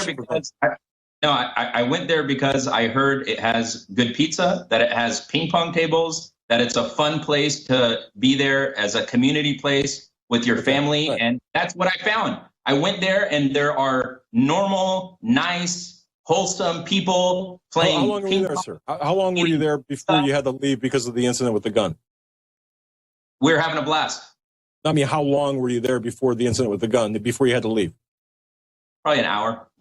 Okay, so you made the entire determination in 60 minutes that it is a wholesome place, that there's nothing at all untoward going on there. Now, I'm not saying there is. I'm just asking you if you made that determination as a lawyer, an officer of the court, that, hey, there's absolutely nothing going on here whatsoever. There's no artwork on the walls that's, there is nothing there any different from any other pizzeria. So you went through the entire facility. Guys, your innuendo is apparent. And Mr. Jones, your colleague here is furthering the sorts of conspiratorial ideas. I'm asking a question. Sir, I'm asking a question. Well, look, I've been trying to get Hagmann on since last week on this subject. Sharif, it happened to fall today. I am being totally open here and totally nice, and it's on record that the people that created the whole thing was the internet and Reddit and Facebook, and then you're here just doggedly challenging. Well, I'm not scared of this whole issue. The point is that I'm here covering the reality of it, And so that's why I have you here as someone's perspective on that. And all I'm hearing about is the Palestinian issue or this issue, and it just seems like you have an overall issue with this broadcast and my politics and Donald Trump. I didn't discuss the Palestinian issue. I mentioned I'm Palestinian. Well, you mentioned you're Palestinian, and the way I frame Muslims and immigration. The way you attack Muslims. Yeah. Well, I mean, here's the deal. We shouldn't have to conform, and this is happening more and more in the U.S., to extreme versions of Islam and Sharia stuff being pushed. And, only Christmas trees have to come down. Everything else can be promoted. I'm sick of it, and I'm not singling Muslims out on that front. I think the left is using Islam to a great extent as a battering ram to get a lot of things done at once, and I'm against that. You're using Islam to scare people into, feeling prejudice and saying, look, you might have problems at home, but your problems are Muslims, your problems is Islam, your problem is brown people. This is the problem. That's not the message you should be sending to your listeners, my friend. Well, I just think you're angry at us for our politics or your view of our politics. I told you I respect some of your work. One of my favorite things I've ever watched in my life was when you confronted David Gergen, or whatever his name is, the guy that's served in every administration since Jimmy Carter, about the rituals. Yeah, and I won't be surprised if he serves in the Trump administration, just like Trump is, using the same elite. But you're trying to score points politically again. I'm trying to have a real discussion with you about ping pong. And I wanted to really get your perspective on this and see where you're coming from on the whole situation, okay? We've reported on what people are saying about it. I'm here telling you that I think a lot of it's overblown and out of control. You want me to sit here and just say, I don't think there should be, any investigation, period. I think all the WikiLeaks should be investigated. But I do think focusing on Comet Ping Pong becomes an overall distraction. So I do think people shouldn't take guns there, and people should leave the employees alone making pizzas behind the counter. I think the Podestas should be investigated. The customers alone, leave the employees alone, leave them. Well, I mean, I am leaving alone. Hold on a second. I've got a 70-second break. I want to come back with both of you to put bookends on this. I'm Alex Jones with InfoWars. Thanks for supporting the broadcast, folks. We'll be back. We'll see if our guest can stay 70 seconds. If he wants to come on sometime and debate foreign policy, I'm ready to do it. He's an interesting guy, but not this whole thing like trying to tie it together to the pedophile stuff. Sharif Selmi is a lawyer in D.C. who just happened to go over to Comet Pizza yesterday and witnessed this guy come in with a gun. We're glad that he and everybody else that works there weren't hurt. It was funny, one of his tweets I saw, because I tweeted at him this morning. I went and checked it. It was like, you're responsible partially for this, just like mainstream media is for lying about WMD in Iraq. I'm not even 1/10 as connected as the mainstream media lying about yellow cake, lying about nuclear reactors, saying Saddam was behind it when he was challenging Saudi Arabia. Total bull. But, I mean, I agree with the statement about the Iraq war being a fraud. But then the Democrats were involved as well, and I know he'll second that. It's just my issue here is old media wants to censor new media. So they seize on these type of things. And this is really a lesson just to new media and everybody else for that matter about how things are going to be spun, how they're going to be twisted, and how we've got to be better than mainstream media because that's why they're collapsing is no one trusts them. Sharif, I want to let you be able to finish any other statements. Maybe you should come back on sometime and we can actually, debate the whole Islam thing, because I would love to get people on that actually have the courage to come on. I'd love to. I think you got it all wrong about Islam, and it's, something that I think you can, change your opinion on, I hope. With regard to ping pong, I would just say again that, look, take the target off Comet Ping Pong. Those guys are good people. Employees there. Well, there shouldn't be a target there because we don't know what's really going on. And quite frankly, I don't think a bunch of this stuff's happening. And I've said that for weeks. You can take other reports, people that disagree with me. I'm telling you what I've been saying for 2-3 weeks. And it's not like I'm saying this now. But yes, take the target off that and put it on Podesta, put it on Lolita Island, put it on whatever happened to Penn State. That was an stand by your word. Stop using hashtag Pizzagate. Stop showing Comet Ping Pong in your videos like you did the November 23rd video. And put the focus on John Podesta, put the focus on Hillary Clinton, put the focus on political elites that are actually hungry for power and are trying to manipulate situations. Well, I mean, let's be clear. I 110%, Sharif, that is my motto, is nebulous. People seem to love stories of some nebulous whodunit, with these characters we even know who they are. I know with Podesta and the Clintons, there's real evidence there of Clinton on this plane. So you're actually speaking of the choir here. The thing is, the media makes it so big. CNN and others 3 weeks ago focused on this area of Reddit, blowing it up, and then people are asking me, why aren't you covering it? So then my reporters go report on it, and some of it's pretty darn scary, man. Have you've seen that artwork, and you don't think that's an issue? If they're having private party and put up whatever artwork they put up, it's not my business. When I went in there, I didn't see any artwork. All I seen was ping pong tables and some delicious pizza. Well, listen, I looked it up weeks ago, and they admitted it's gourmet pizza. And the point is that Guy Fieri was there. Food Network. They didn't. I mean, the place is. Well, let's be clear. We're not saying they're involved in anything either. Not doing it. My problem is this, and I'm glad you came on, because you've put me in the middle of this. And then people are going to come out of the woodwork against you. That is not me. So I'm glad we're having a friendly discussion. Put yourself on the forefront of the issue. You have targeted Comet Ping Pong in your videos, in your tweets. No. It was in the news, targeted by Reddit and Facebook. We covered it. I keep explaining that to you. And I love how you don't ever agree with me. I'm like, you're very gracious, very open, very real. It's what I do. It's like the David Duke interview. I'm not pretending you know him. But, I mean, I had to try to have a real discussion, not so much a debate. And actually let the guy talk. He ran over me, tried to score points, and people said, David Duke ran over Alex Jones. I'm not really having a debate with you. I'm trying to really talk to you. Yes, sir. Well, listen, you want to come back on sometime about the Middle East in general and have a discussion about it? I would love to. We need to stop supporting the Israeli military. We need to focus on America and not send weapons to Saudis and to other terrorist countries. All I know is I'm against supporting the Saudis, and I've been neutral on the Israel issue, so I get accused of being working for Israel, or then I'm anti-Semitic. It's all just crazy, and that's part of the internet. It's why we've all got to be careful. And so I appreciate you coming on with us. We'll obviously talk to you again soon, then, if you want to have a discussion about Islam and the West and everything else. Thanks for talking to us. Yes, sir. Thank you. All right, we're going to come back a few minutes with Doug Hagmann to finish up. I'm going to hand the baton to Owen Schroyer, who has got a ton of news to cover. Stay with us. All right, Doug Hagmann's our guest, and I wish I had all his law enforcement training. He trains police, state police, FBI, you name it, around the country in his special investigations. I just love all the cop questions he was asking that lawyer. Let's be 100% clear. I've been the victim of the internet, especially the white supremacists, why I don't know, making up the most outlandish, crazy stuff you can imagine. And then I have mainstream media claiming I'm a white nationalist and you hate all the minorities. And I have experienced people online saying that I'm somebody I'm not and that I abuse kids. I mean, I've experienced, you name it, it's gone on. And I've learned that it just is made up BS, so it doesn't matter. So it goes off my back like water off a duck's back. It destroyed careers of people that were overall, I think, innocent of what was being alleged. Other big talk show hosts that'll go unnamed, everybody knows about, used to be on overnights. So I'm acutely aware of this.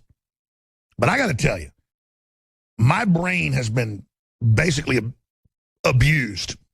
And I'm serious when I say that. In college, one of the jokes 20 years ago or 23 years ago was somebody tell you some really dirty term for some weird sexual thing you never heard of. And I just told people, I don't want to know all these terms. And people nowadays will say a term to me sometimes. You're out with some guys or people are visiting or you're protesting on the street somewhere and somebody will say some horrible, vulgar thing to me. And I'm like, what is that? They're like, you don't know what that is. I'm like, no. Reading the Podesta emails, and I looked at, I don't want to exaggerate, I had hundreds of them shown to me by the staff. I looked at hundreds and hundreds myself. I've looked at thousands of emails, total. Hundreds and hundreds on the code word stuff, and it's code word. How fresh is the walnut sauce? I want to put it on my pizza. Oh, these are the best hot dogs. They're so succulent. Obama wants $62,000 worth of them. Where's the president? He's at a hot dog party. Oh, there's a pizza party. And so that's what's going on with the cosmology. That's where all the pizza stuff comes from. And everybody kind of sees pizza over here with this ping pong pizza. But the reason I raise it is I don't know what's going on. It's a law enforcement issue. I will tell citizens, we never put a target on their back, but if there is one, take it off their back because it's a diversion from everything else that's happening. And the staff and crew and people, need to be left alone. that just goes to say, I don't say that because that fellow was asking me to say that earlier, because I know what the mainstream media will do. It'll be like, Jones backs off his ping pong pizza fake news myth. No, I never said it. It's like Jones backs off saying Obama sent the tornado 5 years ago to Oklahoma City. I never said that. A lady said, could this be a weather weapon? I said, they have weather weapons, man, but this probably wasn't one of them. So I cover this not because their disinfo hurts us. I cover all of this because we need to expose the fake corporate news. And I got to tell you, Doug Hagmann is such a smart guy. He crystallized it so much better than I could. In 30 seconds, he said, last hour, if you just joined us, he said, Alex, it's about the fake news narrative, and it's about saying all the pedophilia, all the stuff going on in the world, all the Podesta emails are basically fake. And I was thinking, that's what the New York Times and the Washington Post and all of them are saying now. Alex Jones says Hillary and Podesta are torturing kids at this pizza place. I never said that. My crew never said that. But see, that turns the whole Podesta thing and the Lolita Express and the underage call boys at the White House and all the stuff that's been in mainstream newspapers, including CBS News. CBS turns it all around today and says, I'm putting out fake news on this and a bunch of other stuff, when I've got CBS News in the 80s reporting on exactly what we're talking about. So see, they still think the public's dumb. They just think the public bought into what we were saying, whether it was true or not. And that's how they lost the election. So they're now going to try their own hand at just pure disinformation. That's not why you lost, folks. You lost because you've been discredited and you're seen as the power structure. And it's happening all over the world. So trying to censor the press and create this precedent to do it is not going to work. Now, notice we don't have, this is very skillful from the establishment. In the media, 3 weeks ago, focusing on the mom and pop shop, then everybody starts focusing on that as it becomes a trending term. Little bitty area mentioned, hey, look, Podesta goes to this thing called Ping Pong Pizza and this other pizza place, and it's connected into Homeland Security. And look, they go and they have fundraisers there. And then look, the FBI talks about pizza. The FBI talks about pizza being a code word, not a pizza place. But people connected those dots, whether they're accurate or not. And then it builds to a crescendo. We cover it as it hits this big wave. We show the Google Analytics. We cover it and say, we don't know what's going on, but here's what people say. Then it turns into their real target, Infowars.com. And then people with other political motives who don't like people like Trump, then it becomes connected to that, you see. It's interesting, though, 3 different lawsuits filed claiming Trump raped teenage girls, all with fake names, all with fake people, all dropped before they ever went to trial, just to put the headline out, Trump raped girls with Jeffrey Epstein, because they know that it was Clinton really on the airplane with him doing it. They were scared of Trump bringing that out, so they brought out their false claim first in the New York Times, in the Washington Post, in Vanity Fair, and hundreds of other publications. But it's okay when the mainstream media actually reports on fake lawsuits 3 times with fake names saying Donald Trump raped little girls and showing how they grabbed them at bus stops to take them to Donald Trump. Totally made up, but where are the crocodile tears there? We're going to break in 4 minutes. I'm going to hand the baton to Owen Schroyer coming up. But, Doug, thanks for riding shotgun with us. You made great points today. What did you make of that fella earlier? You know, he'd admit a lot of real things are going on. And he said he listened to the show for a long time, and he had knew there were real pedophile rings, but then leave Comic Ping Pong alone. I mean, that's kind of sounded reasonable, but I'm not attacking Comic Ping Pong. And he just kept like he was talking to a jury, like he wasn't going to ever acquiesce to that fact. And then I do find it weird, though, that, you know, he just magically is in there, but that's how coincidences work. Well, yeah, I mean, sometimes a cigar is just a cigar, actually. However, you know, Alex, I'm not sure. I wasn't privy to what happened at the pizza shop where there's shots fired. But regardless, if I was in a business, sitting in there having dinner with my 3 children, 7, 9, and 12, my wife perhaps, or just my children, me and my children, if that was me, I'm not sure I would be, well, I just find it very curious. In my professional opinion, I find it very curious that the guests appear to be more interested in rehabilitating or defending the reputation of that facility as opposed to describing the harrowing situation that he witnessed or was a part of. That's just my own feeling. And he didn't hear the gun go off. Well, here's what's crazy. no one at first said a gun went off. It's like something you've thrown on the end. But that adds to his credibility that he didn't just go along with the gun going off. Well, it was a mixed bag, wasn't it? Well, it was, and a large extent during that segment, I felt like I was, herding cats, attempting to herd cats.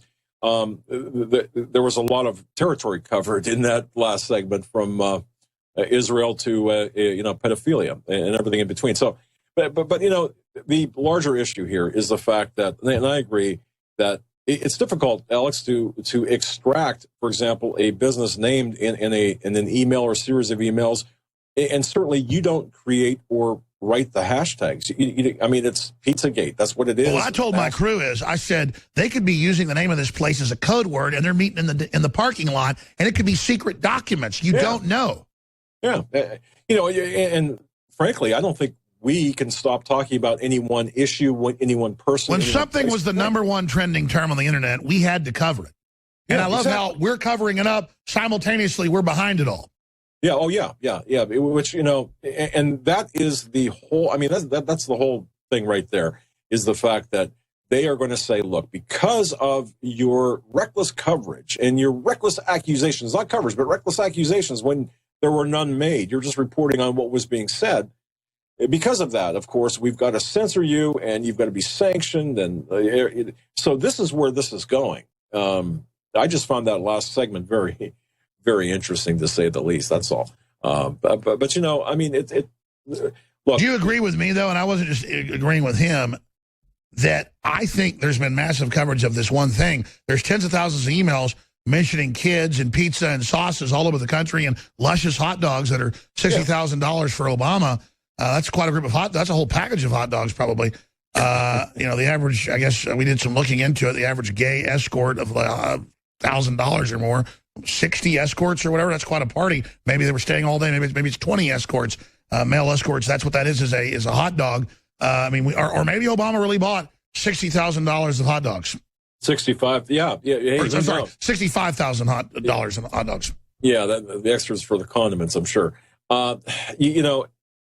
Well, the whole thing, Alex, is we have to look at this, in my view anyway, we have to look at this, as I said at the beginning, as a large crime scene, a global crime scene. Sure, what do you make of the mainstream media, though? They have quotes here saying, Jones thinks the Podestas are involved in pedophilia and none of it exists. Just like the Catholic Church, they're just saying none of this exists. Well, again, you're looking at evidence that appears to be largely circumstantial. However, you cannot make or you cannot create the art that is certainly suggestive of a Dahmer type of theme, shall we say.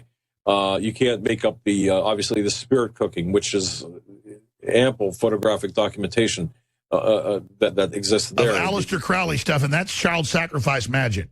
Yeah, I mean, it exists. Are we to just look aside or look away from that and say, well, it doesn't exist? Of course not. We have to say, yeah, here it is.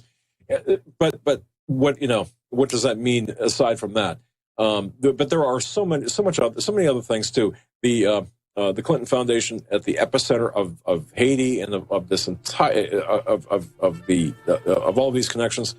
I mean, this is an elephant, a huge elephant. We have to take one. And by the way, I can show thousands of articles about huge pedophile rings being found everywhere, and it's always judges and government and people involved and child trafficking groups and groups that are involved in moving folks across borders. Yeah, and it's the very people who have the power and the influence and the cash that are involved in this that can influence the judicial system that could. I mean, this is just so crazy. Look. The bottom line here is, with respect to the business establishment in Washington, D.C., I never heard you really focus in on that, aside from it being an element of an article or a story or an interest with respect to the emails.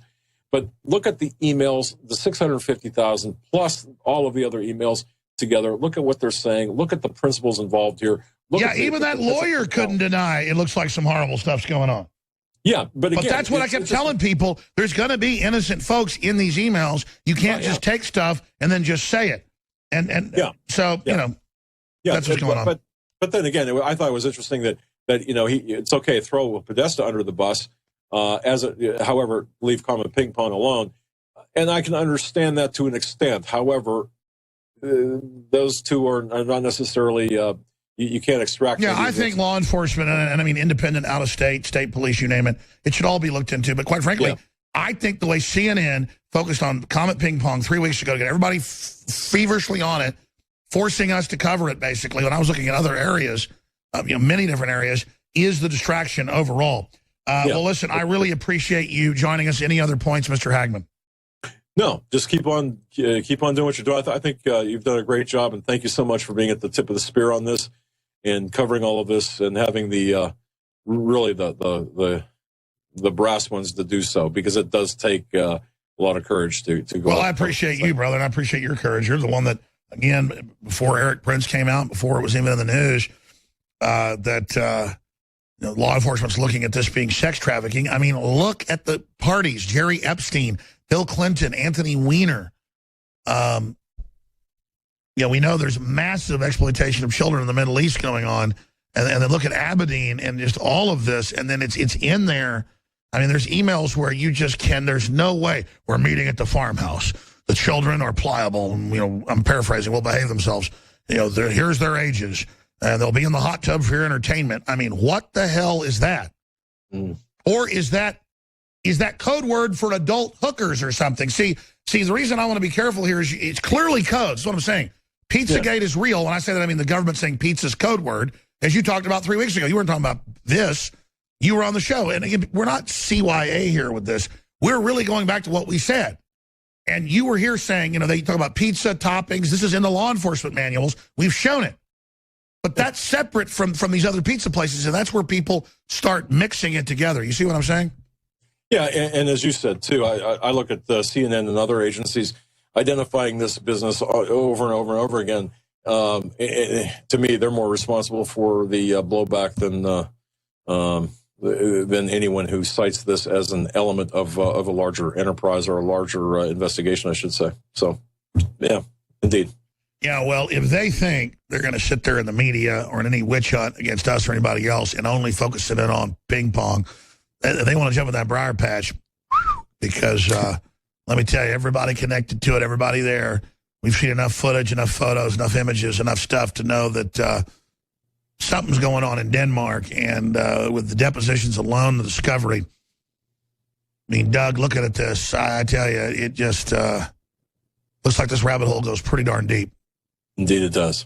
And they wanted us like a mama bird, like its wings broken, and it'll hop around 20 feet from its nest. They're like, over here by the Comet Ping Pong. And I'm like, what's over there by those bushes? Let me walk over there and look for the nest. And I think that's what's happening here. What do you think? Well, I mean, again, we blinders off the entire situation, look at everything in context. And really, the people that should be really taking this by storm, if the media, the media should be reporting on this, but law enforcement should be looking very closely at all aspects of the criminal. But they know when they've gone after it in the past, people go after them, because this is the top of the pyramid. No matter how many Sandusky's come out, no matter how many Boys Towns, no matter how many. I mean, there's like this week 20 or 30 huge, big pedophile scandals all over the U.S., all over Europe, and it's just in the paper, gone. Finding dead bodies of kids, everything just doesn't matter. They just sweep it under that rug and then wonder why everybody's so hysterical. It's crazy. Indeed, yeah. All right, Doug, thank you. There goes Doug Hagmann. Before we hand the baton to Owen Schroyer here, I want to tell you about some of our fine sponsors. Revelations, Dawn of Global Government, the movie. The film, directed by Chuck Undersea, stars General Jerry Boykin, Charlie Daniels, G. Edward Griffin, Joel Skousen, and myself, Alex Jones, and many others. It covers a range of topics such as privacy, Agenda 21, the Federal Reserve, nationalism versus globalism, and much more. You can see that's the flavor of the whole world today. Visit revelationthemovie.info to purchase the DVD or check into hosting it at a theater near you.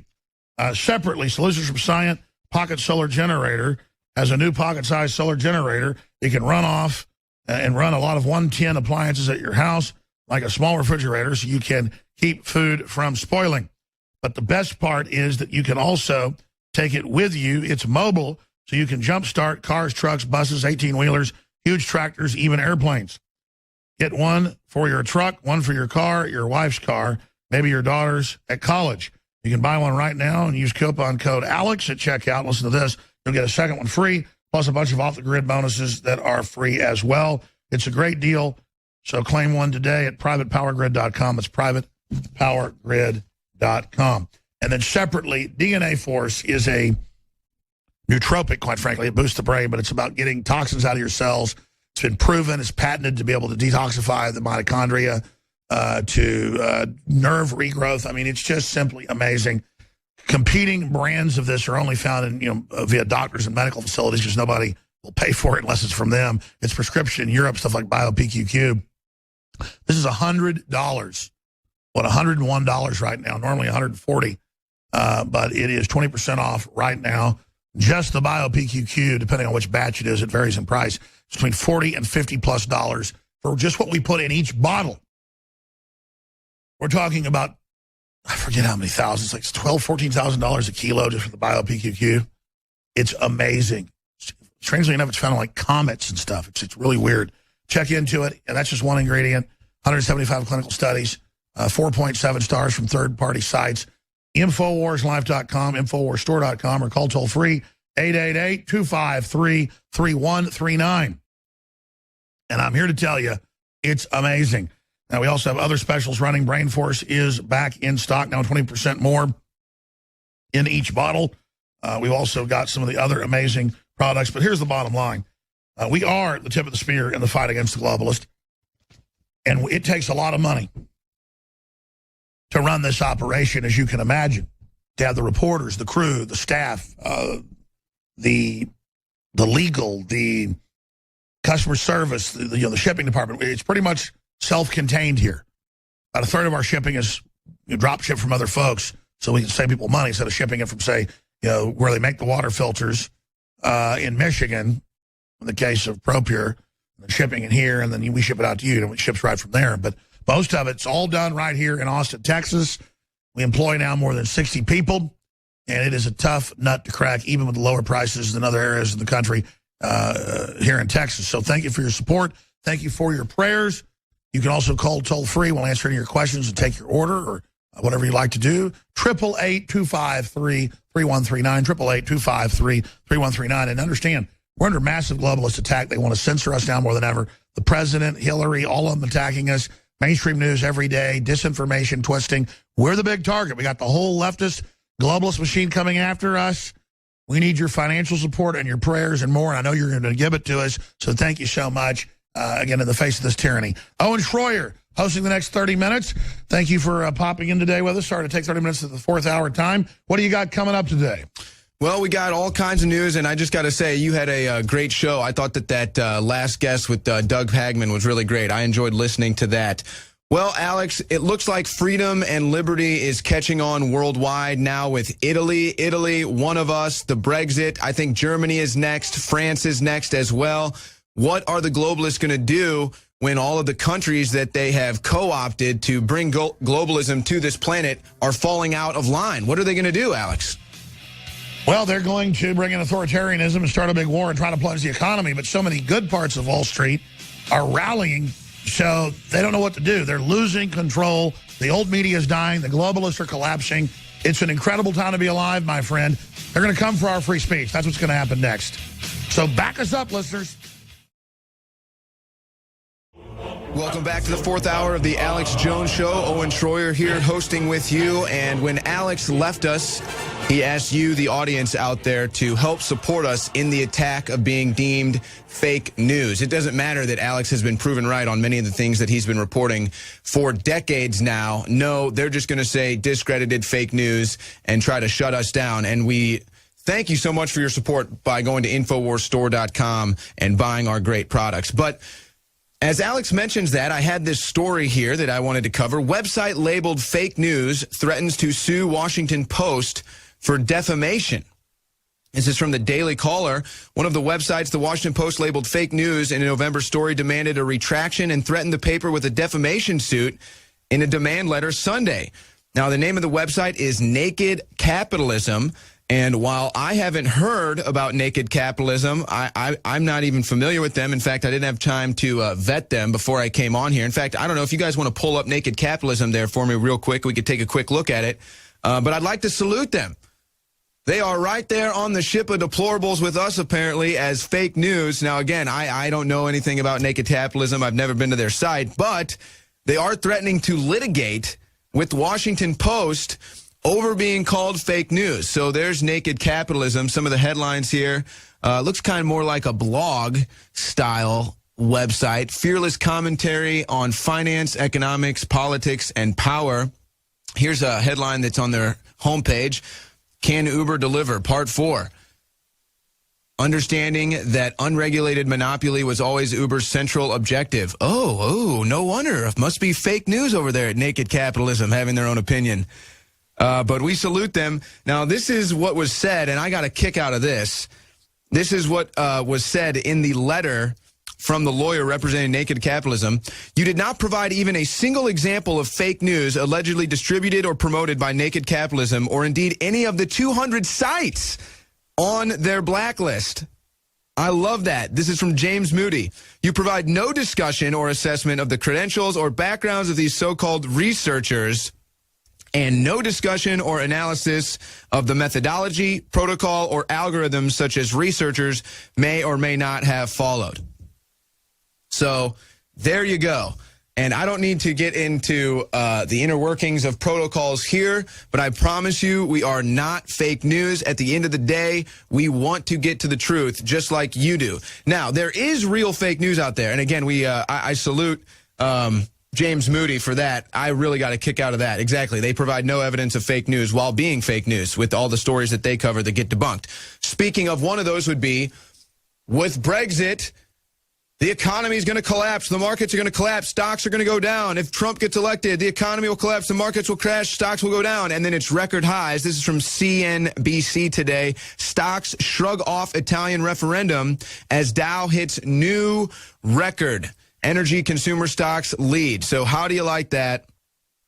Despite them trying to scare you out of getting out of the EU, telling you the stocks would go down, the stocks are hitting record levels in Europe. The stocks are hitting record levels in the United States. Freedom, free market, not globalism. Nationalism is what is returning power to the people. Now, we've got a report from Alex Jones on this. Italy votes against the EU takeover as globalism implodes. Let's play that report for you.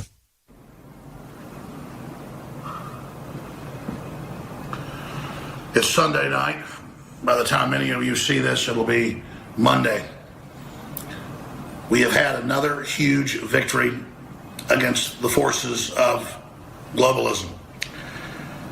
Now, the New York Times a few weeks ago had 3 different articles in 1 week about yours truly, saying, who is this fake news purveyor that is telling his audience that there is a movement run by a group called the Globalist? And they had 3 different articles investigating the theory of globalism and the globalists that run it. Globalism and globalist are terms used for more than 60 years by the Rockefeller Brothers Endowment, the Carnegie Endowment, the Ford Foundation.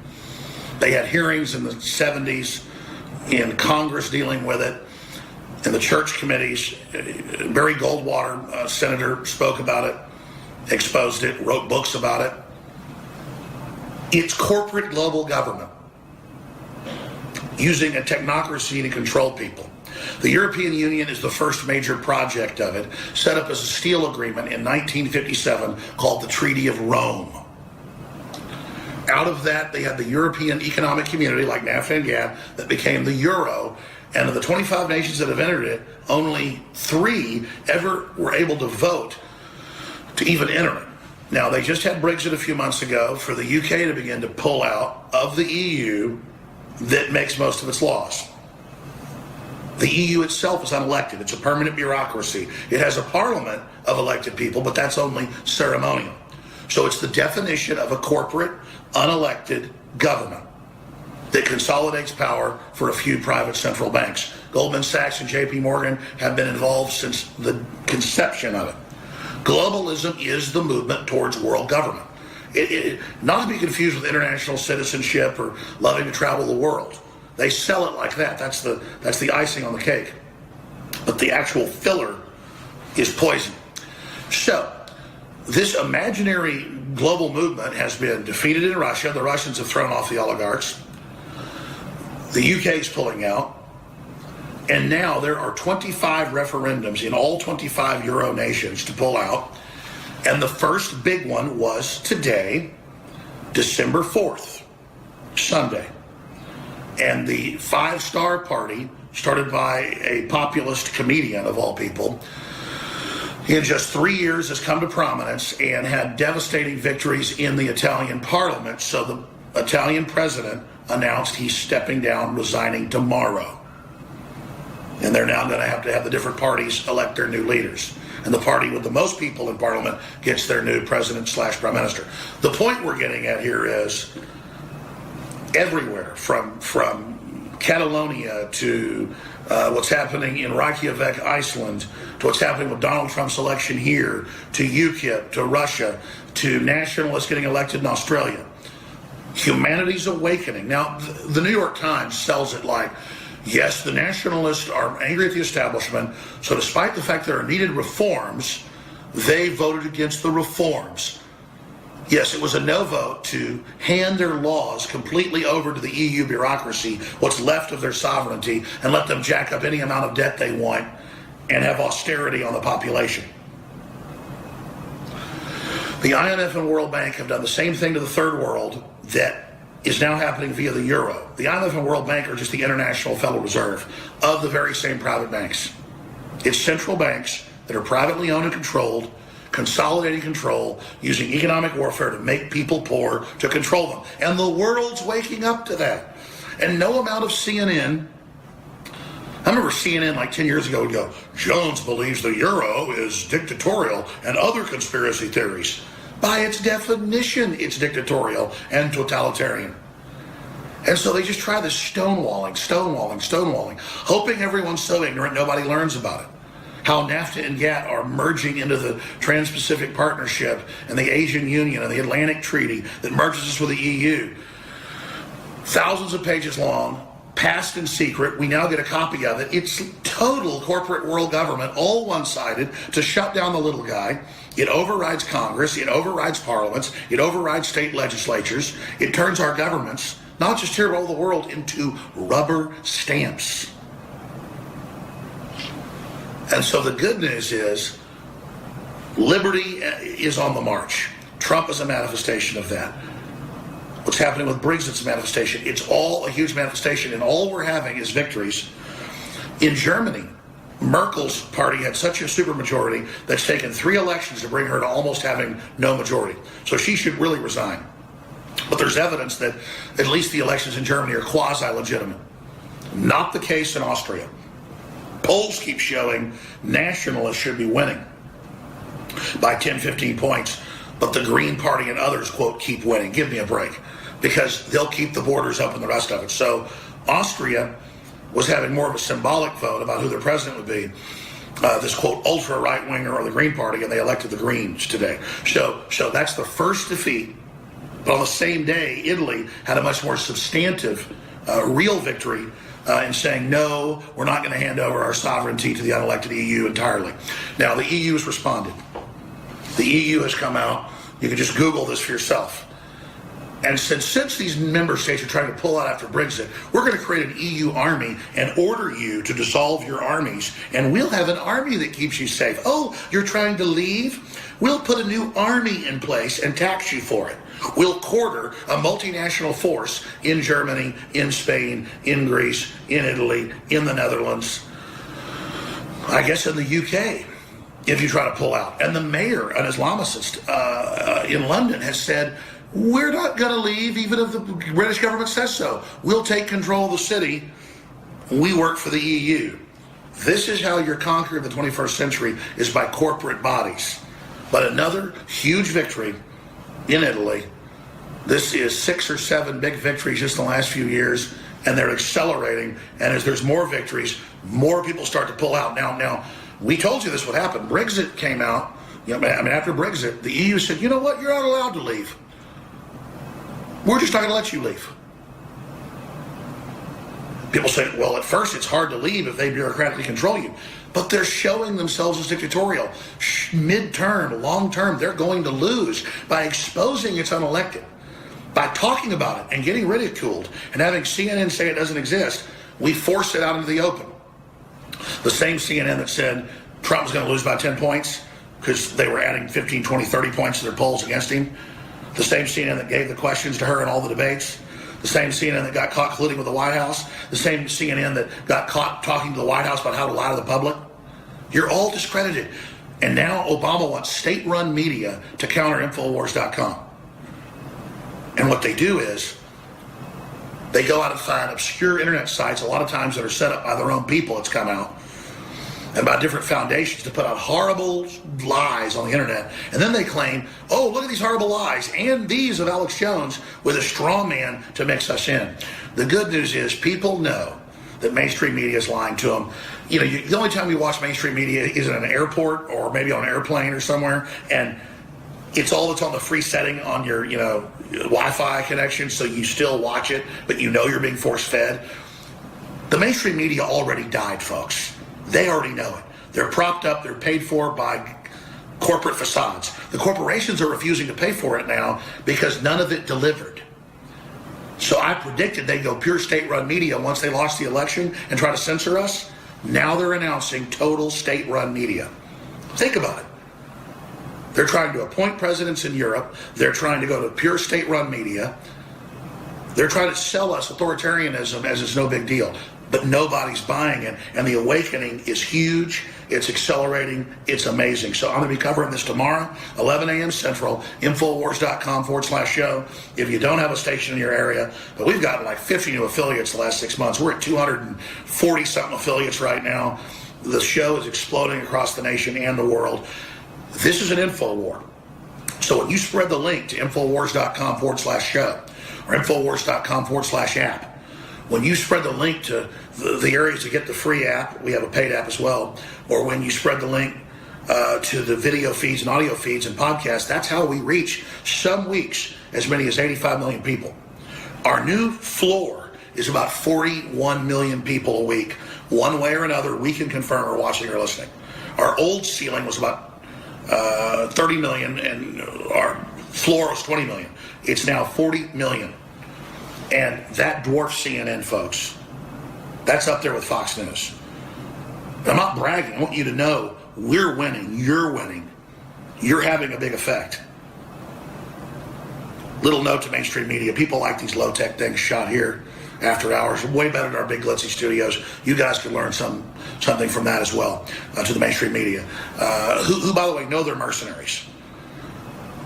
We'll be covering a lot of this and more tomorrow. I've got some big Donald Trump revelations as well. 11 a.m. Central, 12 noon Eastern, Infowars.com/show. Start your own website. Start your own blog. Cover real information. Don't get off into conspiracy theories. The media will make jokes about this and say, oh, Mr. Conspiracy Theory says don't say conspiracy theorist. They would always call me a conspiracy theorist because I was so devastating. That's how they try to discredit you. That just means questioning known liars. Now their new term is fake news when they're the fake news and they've been discredited in this election more than ever. But there are people that do fit the bill of just making up random crap. Like, oh, this crystal will heal your cancer or stuff like that. And they use that to discredit the real work we're doing. Now, separately, when I rant, when I rave, when I do some satire, they try to discredit us, using that. People love that stuff, and that only adds to our credibility. So, to each his own. All I'm saying is there's enough hardcore, real evidence of tyrannical world government taking place that all of us have more serious work to do than we could ever do. So don't infight, stay focused, stay away from all the race-baiting crap, no matter what color you are, and come together for basic human liberty and freedom and a new renaissance. Again, I want to thank you all for watching. I want to thank God for providence and support. And I want to thank Buckley for coming over here at like 11 o'clock at night to shoot these videos. We're going to upload these to YouTube and to Facebook. We've done our part. Please do yours and spread the links and subscribe below. And I personally think one of the biggest reasons why we're seeing the trend against the establishment politicians in Europe in the EU is because of what has happened because of their migrant policies. Now, there was another woman who was allegedly raped and murdered by a migrant, and they're still researching into this. But here's the thing. The German government, their own statistics show, they have to admit, violent crimes have skyrocketed since over 1 million migrants have arrived in the country. But of course that is going to happen. And they just don't want to live in a country that is becoming less and less safe, less and less stable. It's not that we don't feel bad for the plight of these people coming in. It's just we don't want that coming into our country, especially at the hands of when there's political people who seek to gain from it with voter blocks here in America. That's what they love to do with that. Now, this is what's happening. This is a story that's actually a couple months old that I just saw today when I was doing my research into this migrant story from Germany. Apparently, what we have here is African migrants making their way to South America, and there is some deal between South and Central America and the Obama administration where these migrants from Africa work their way up through South America. And the whole goal of them getting to South America is to get asylum in the United States. So crazy stuff going on there. We've got more on the other side. This is the Alex Jones Show, final segment, fourth hour. Welcome back to the final segment of the Alex Jones Show on this Monday. I thought it was one of the best Alex Jones shows. I thoroughly enjoyed it. I hope that you out there did too. If you did, go to InfoWarsStore.com. Check out our products. One of the, a lot of people don't realize we have a bunch of apparel. There's actually a new hat on there, a new Moan Labe hat. I just got one myself. If you're into hats, that's a great hat. It's a sleek design. It's very comfortable. So this just came across my news desk. This is out of KSDK in St. Louis. St. Louis man accused of threatening to bomb workplace. A Missouri man is jailed on $500,000 cash bond after being accused of telling coworkers he was affiliated with ISIS and could have their auto dealing job site blown up by making a phone call. St. Louis County prosecutors charged the 26-year-old Mustafa Baramik on Sunday with making a terrorist threat. That is a felony punishable by up to 7 years in prison. Police in the St. Louis suburb of Creve Coeur say Baramik made the threat November 25th to fellow employees of Tef Seal, showing them a tattoo he claimed was related to ISIS.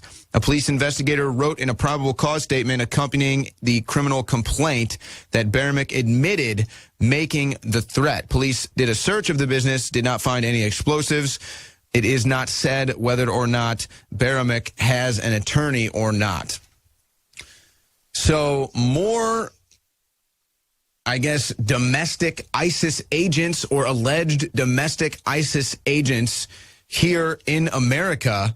It'll be interesting to see what comes of this. And we live in this news cycle that is constantly twisting, constantly swirling. A story like this is going to be forgotten in 36 hours. There was the guy in New Jersey that planted the bombs, I guess still allegedly. Do we even know? Did we get any of that confirmed ever? About the Chelsea bombing, the bombs that were found in New Jersey? This guy gets in a shootout with police. What were his affiliations to ISIS? How did he get radicalized? Are we looking at terror cells here, folks? Or are we looking at lone wolves? And when you've got a guy making threats, saying he could have an auto dealership blown up by making a phone call, that would indicate a cell, wouldn't it? But I don't know. But this just came across today. STL man accused of threatening to bomb workplace, claims to be affiliated with ISIS, 26-year-old Mustafa Baramik. So we'll find out if anything develops from that, any affiliations, or if they just brush that under the rug. Now, this story I had already planned on coming here talking about. This is from the Express. ISIS declares war on Trump's inauguration day, calling it Bloody Friday. The Islamic terror organization is reported to have recruited a number of new English-speaking operatives in recent months in a major bid to communicate messages ahead of the event. And then, of course, I see the story with this man out of St. Louis, and you can't help but want to raise your eyebrow. Now, I don't think ISIS is going to do anything that brazen. They wouldn't want to tip off, police officers or American citizens. But nonetheless, that was in the Express, and we know that ISIS loves to brag about this. Don't believe a thing you hear unless it comes from me. Megyn Kelly responds to rumors she's going to CNN, but doesn't rule it out. So who knows? I kind of predicted that she would be a while ago. Maybe she will. Holidays on the moon will be possible in just a decade. So who knows? Will we be on the moon? Donald Trump said he'd take us to the stars. Thanks to everybody who tuned in. Infowarsstore.com. Alex Jones will be back tomorrow, 11 a.m. Central.